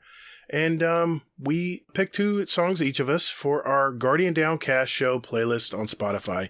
Just search for those very words and on iTunes as well, and you'll be able to find our little playlist. And we have quite a good following now. I've been impressed with the people that follow along every week to see what we add every week. So we now have 794 songs, 56 hours, and 56 minutes of music representing all of us from all of our past shows. And sometimes I'll put videos of some of our picks as well. I think I did last week. Let's start out with our guest, Mr. AdmiralNips. You had some good picks tonight, man. What'd you pick? I went with... Let me quick find what I actually put in here. So Church has released a new album just about a month ago. I put a bunch of songs on our playlist. But I went with How Not to Drown featuring... what's his name? Robert Smith from The Cure. So that one is great. And then I went also a little bit old school with End of the Line by the Traveling Wilburys. Great song. Great song. Yeah, good picks, man. You always have good picks. I think they're great. I mean, I love both of those albums. Yeah. You guys definitely got the music nailed down on your show. Not enough to win any awards, per se, but... Well, you guys cheated, so what can we say? It's water under the bridge, so... Damn you, Lana! Hazel, what did you pick this week, man? So I fell down a rabbit hole. I've been listening to pretty much anything from the late 90s, early 2000s, that kind of thing. So both of my songs are from the same band. It's, one of them is If You Leave by Not a Surf. Mm-hmm. The other one is by Not a Surf as well. It's Where Is My Mind? And with this one, I was watching that movie Malignant. It's kind of a crazy ass movie. But they kept like playing like a instrumental version of like one of the iconic parts of this song. So I kept like hearing it going like, what the hell is that song? And then I heard it, I realized what it was, and then I was just like, okay, there we go. So, so I had to go with it. Did you like that movie, Malignant? It's on HBO Max. It was fucking nuts. Really? I'm not into horror movies. What do you think? Paranormal Activity type stuff? It's not really Paranormal Activity type stuff. It's something else. Is it like your movie series that you like? Like the Conjuring stuff and all that? Yeah, Conjuring. No, this is something else. Really? Okay. Yeah, it's... I struggle to even find something to compare. It's out there. To. Wow, okay. Well, yeah. You got my interest. I might actually peek and see what it's about then. Sure. Maybe not by that response. Thanks, guys. Appreciate your picks. I tried to do some research on this first group, and their website, everywhere I looked, they had the same statement. So I figured, you know what? I'm just going to read it verbatim what this statement is. It says, take Fireball vocal powerhouse Diddy and the hard-hitting, harder grooving Raven Brothers Bind them together and you get this group. It's a 4-piece band from Auckland, New Zealand. They consider it all alternative indie type music. I don't think so. I think it's more rock and more metal. But they're fast becoming a new name in Kiwi rock. I didn't even know there was a type of music called Kiwi rock, but they released their first album in 2015. It was called Oceanic. And I think they have their kind of their own unique sound, and just something you have to try and listen to. So if you follow our playlist, you'll be able to hear it this week and let me know. My song is from their latest 2020 album, Elder, and it's the song Seed 2. And the band is Caridian. I know you're asking, what the hell is Caridian? I looked it up. Rock. I looked it up. A Caridian is an ancient vessel that was used to hold and house a particular soil. This soil was believed to be the ashes from souls with certain powers, strengths, and magical abilities that had passed into another world. It was fused with the roots and dirt from ruins and previous battlegrounds. So there you go. That is a Caridian. Did you know what that was, Nips? I didn't, but meth is a hell of a drug. Kids don't do drugs. My second pick, this artist is an English guitarist, singer-songwriter that's been in the game a long time. He was the main songwriter for one of the best bands of all time, I would have to say. He wrote over 100 songs with them. He started his journey in 1962, and he still tours today. I think he's 78 years old.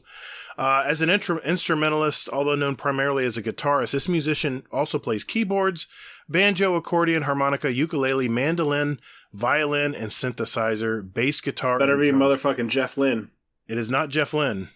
He has also contributed to and authored many newspaper and magazine articles, book reviews, essays, books, and scripts. And he's collaborated as a lyricist and composer for many other musical acts. You'll know them all, believe me. All right, enough mystery. My song is from his 1985 single, Give Blood. And he was a songwriter for The Who, which is arguably one of the best bands of all time. It's Peter Dennis Blandford, otherwise known as Pete Townsend. Great artist. And Give Blood, I actually read an article about Give Blood, and one of the guitarists from Pink Floyd, Dave Gilmour, actually played in that song.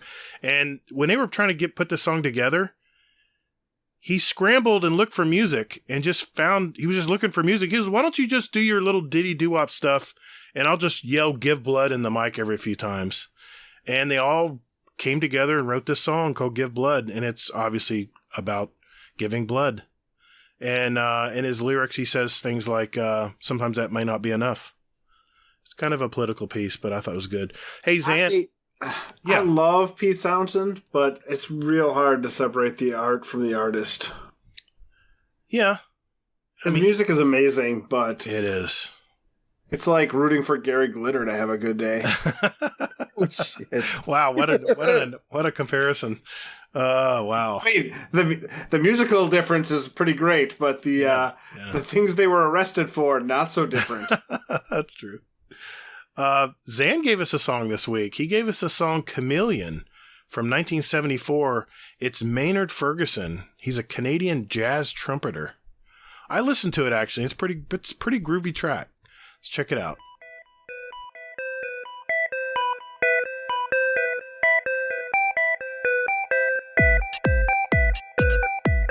Hey everyone, if you like what you're listening to, do us a big favor, spread the word out there, hit that share button on your podcast app of choice. This is the only time you'll ever hear us promote the podcast. I'm old and I don't know much about social media and stuff, so yeah, it's up to you guys. If you guys like what you're hearing, tell a friend, let everybody know. That's the only way we grow and have more listens and more ears is to as you guys spread the word, and we appreciate that. Mr. AdmiralNips, obviously, I think you have a podcast you guys do. You maybe want to talk about that and maybe where people can find you, maybe on Twitter and anywhere else? Sure. You can find me on Twitter at AdmiralNips. Most often, I will be tweeting basically the show or talking shit to people in the community with the occasional sports take when my teams are failing miserably. Our show is Potato Thumbs Podcast. At Potato Thumbs on Twitter. You can find Potato Thumbs Podcast wherever you get your stuff. I just show up and talk shit every week. Fluffy does all the work, so if you have suggestions for that, Talk to Fluffy. Don't talk to me because I ain't doing shit. And we have a great time. So it does not have much form or format to our show, but if you stick around long enough, you'll get in on the inside jokes, and it'll be a good time. It is a good time. It's a great podcast. It is. I enjoy every week listening to it, so thank you for that. Mr. Hazelnut, where can people reach you, sir? All right. Well, actually, real quick, Nips. Speaking of that, who is your team? Who's my team? Oh, yeah. We got, as a Wisconsin boy, Badgers, Brewers, Bucks, Packers. EPL. I'm a Chelsea fan. I lived in London, basically 2 blocks from Chelsea Stadium, and my family friends had season tickets, so I've been to Stamford Bridge a whole bunch. NHL, anybody but the Red Wings, I guess, is probably where I'm at. I'm trying to think. That's basically that covers my sports fandom. who's your team, Hazel? I mean, it depends. OH. Yeah, I got to go with them. I think who was it? Minor is an Oregon fan. He felt obliged to. He had a good day last weekend. I saw that. Yeah. He felt pretty obligated to say that. So yeah. So there's that. Oddly enough, a Bengals fan just because of where I live. But I'm also a Pittsburgh Steelers fan because I went to school when Ben Roethlisberger was there, so I got to see him play football. Miami of Ohio. Yeah. Nice. Yep.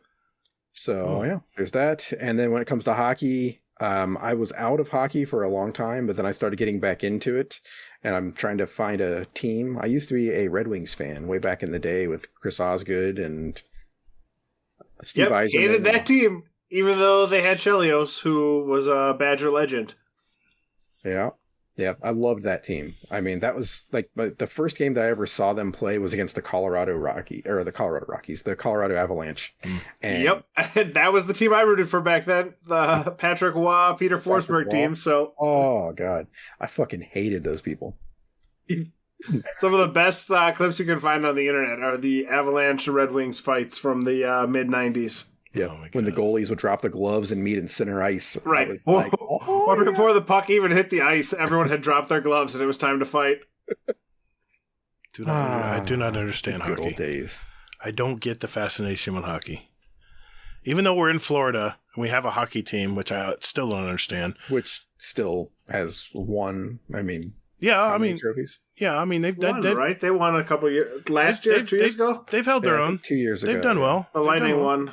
They're very good. But I was not raised around. I was raised around baseball and football. In baseball, it's the Atlanta Braves. Because Chipper Jones, which was the third baseman for the Atlanta Braves, went to a rival school that we played football against. And he's actually a cool guy. He's a cool guy. At least Larry. Don't think I don't know Chipper Jones' real name. Yes. Well, and when it comes to football, I mean, we don't even have to ask about college. It is, of course, the University of Florida Gators. Yeah, how do I do a podcast with you? Because I did go to school there. So, but pro teams, it's got to be Spurrier's great, I guess. It's got to be the Bucks, man. The Buccaneers are killing it right now, and Brady and Gronk are just connecting. I'm loving it. And it was like they've played together for 20 years. Who's seen that one coming? But I tell you what, I'm watching the Jacksonville Jaguars because Urban Meyer has a young quarterback that you guys might know of. Urban Meyer's a scumbag. Hard stop. I don't know, man. Hard stop. Just because he goes where the quarterback talent is, don't be a hater. Oh, did you read the? You probably don't have a subscription to Defector, but they did a whole story about the Ohio State thing with Urban Meyer. And who actually? There's knows no reason Urban Meyer should be coaching, let alone in jail. Well, I didn't hear that story. All I know is he was a great coach for the University of Florida Gators. But I'm watching him with Aaron Hernandez loved him too. Well, that's another story. That's another story. Sorry, I'm letting my Urban Meyer hate shine through real brightly right now. Yes, it is. So I'm sorry. I'm gonna stop. I'm gonna smoothly transition to Hazel. Where can people find you, good sir? Yeah. I wonder if he knows where the bodies are buried. I don't know. Anyway, Hazel and Her innocent mother burying him. He just left him laying in the street. Oh shit. I may not admire the guy, but I admire his work. Okay, let's leave it at that. He's his own person. That's his life. Art and artist. Yeah, we've already touched on that tonight. Okay. Now he's gonna pick Gary Glitter next week. Thanks a lot. No. Okay. So, Hazel and T, anywhere and everywhere. Okay, you can find me on Twitter at Todd the Gator. Remember, that's Gatr. Now no one's going to follow me. You can also find me on Steam and PS4 as Gator, all caps, Gatr, underscores in between. I'm on YouTube, obviously, as Gator-Guardian Downcast, where we actually post our episodes every week. If you like to listen to, YouTube videos with a static image, we at least offer it. If you like to hear an audio podcast, it's there. That's what I look forward to. God help us if we ever go video. We'll probably lose listeners. Anyway, you can find our podcast on whatever. I'll understand what the hand motion was this week. Oh my God. You can find us on whatever podcast catcher you use out there. Just go to our website, guardiandowncast.com. I was going to say something like the best hub on the net, but I guess I'll just keep that out. You can email us at guardiandowncast@gmail.com. But the thing I really love is our Speakpipes. It's speakpipe.com/guardiandowncast, all one word. Please send us a voicemail. We love to hear your beautiful voices out there, and there's nothing better than hearing a question live and in person, so to speak. Except for that one guy. He shouldn't leave us voicemail. Probably not. But anyway, so check that out. And we're on Twitter, of course, at Guardian_D_cast. And of course, I'm real excited. We have a fantastic Scum Death's Corner, and it's coming at you right now. Hello, and welcome to Scum Death's Corner. A week ago today, last Friday, I had to travel up to Wales for my uncle's funeral. So it was a bit of a sad day. We've been put up in what is known in England as a travel lodge, sort of a budget hotel chain. And I've been in many travel lodges before. They're not too bad. They're usually pretty clean. But this one in Newport, and Newport isn't the nicest place in Wales, to be honest. And so we got to the travel lodge, and outside was a lot of skagheads, druggies, and they're all drinking outside on the steps of the travel lodge, which I thought was a bit weird. Usually they move them on. And then we went into reception to try and book our room, and then all these other skagheads and drinkers were coming out of the rooms and stuff. And it's like, hey, what's going on here? I mean, we paid £75 for this room, and it turns out that this hotel is being used to house all the homeless. I mean, I know the homeless have to have a place to go, a place to stay, which is good, but, they could at least have told us that the travel lodge is actually a homeless shelter. So every time me and my brother in the evening after the funeral would nip out for a cigarette, there was different stories. Some bloke threw a blanket out of a window to another druggie, and this druggie's like, yeah, cheers, Dave. He tried to run off down the street with it, stood on it, and went flying ass over tit. Oh, it was hilarious. The police were turning up outside. There was 2 people fighting over £2 that he owed him for some drink the week before. They were scrapping outside our window. We walked into the city centre quickly to get a Burger King, and this girl went up to another girl, arguing, smashed her in the face with a bottle, and then they just started fighting. So we ran back to the hotel, and the hotel wasn't even any better than that. What a scary place. Even my nephew who was with us, he's 22, he's 6'4", he was shitting himself. When we got in the hotel room, he actually locked the door and put the back of the seat, the back of the chair, up underneath the handle so no one could get in. It was terrible. So I've thrown in a complaint, so hopefully, we're going to get our money back. But that was a real bad experience, especially you don't want that after a funeral, do you know what I mean? It's quite upsetting, really. So we're not very happy with that. So let's see if we get our money back, because that truly was an awful, awful experience. And I will never be going to Newport ever again. Anyway, love you all. Bye. Can you guys believe that? I swear this guy's stories. I would call this a life of Uncle Scumdeath. It is so amazing. I'm dying over here. That is absurd, always. That is so crazy. That is so crazy. Whew. Hey, everyone. Continue to be safe out there. And more importantly, take care of one another. Guardians are measured by their ability to come back from defeat. So stand. Fight! Thank you all so very much for listening. And later, Guardian. Get toddled. Love you, bye.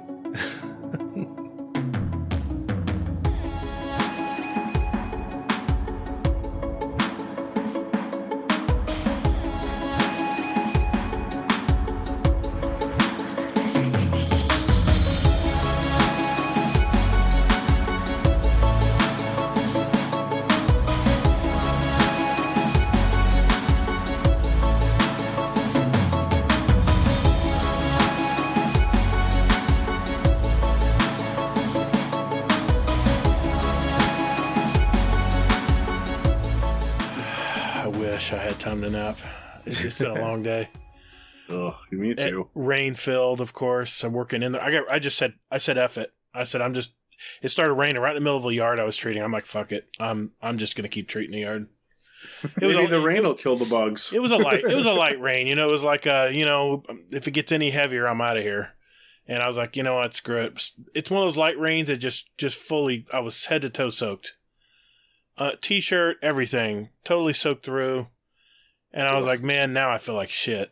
Now I want to go home. Now I want to go home, but it's probably not exactly nice while in Florida at this time of year. I wanted to go home, but I had so many jobs to do from rain delays from earlier. So, but we got it done. We got it done today. So, all of a sudden, I had visions of like Gatr being like Phoebe Cates in a wet T-shirt. Oh, no. Put an eye out with those things. Oh yeah.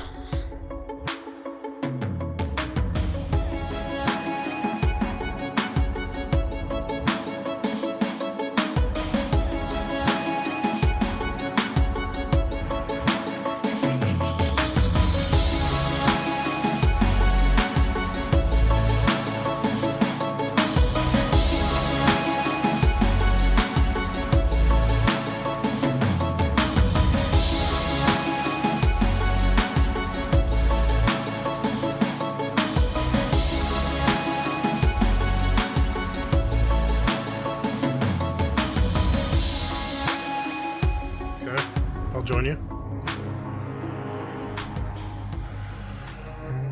Yeah, this will be the first live gaming session, Guardian Downcast history. Oh, well, at least where all of us will be playing a game live. We're gonna go with what that. are you saying? What am I saying?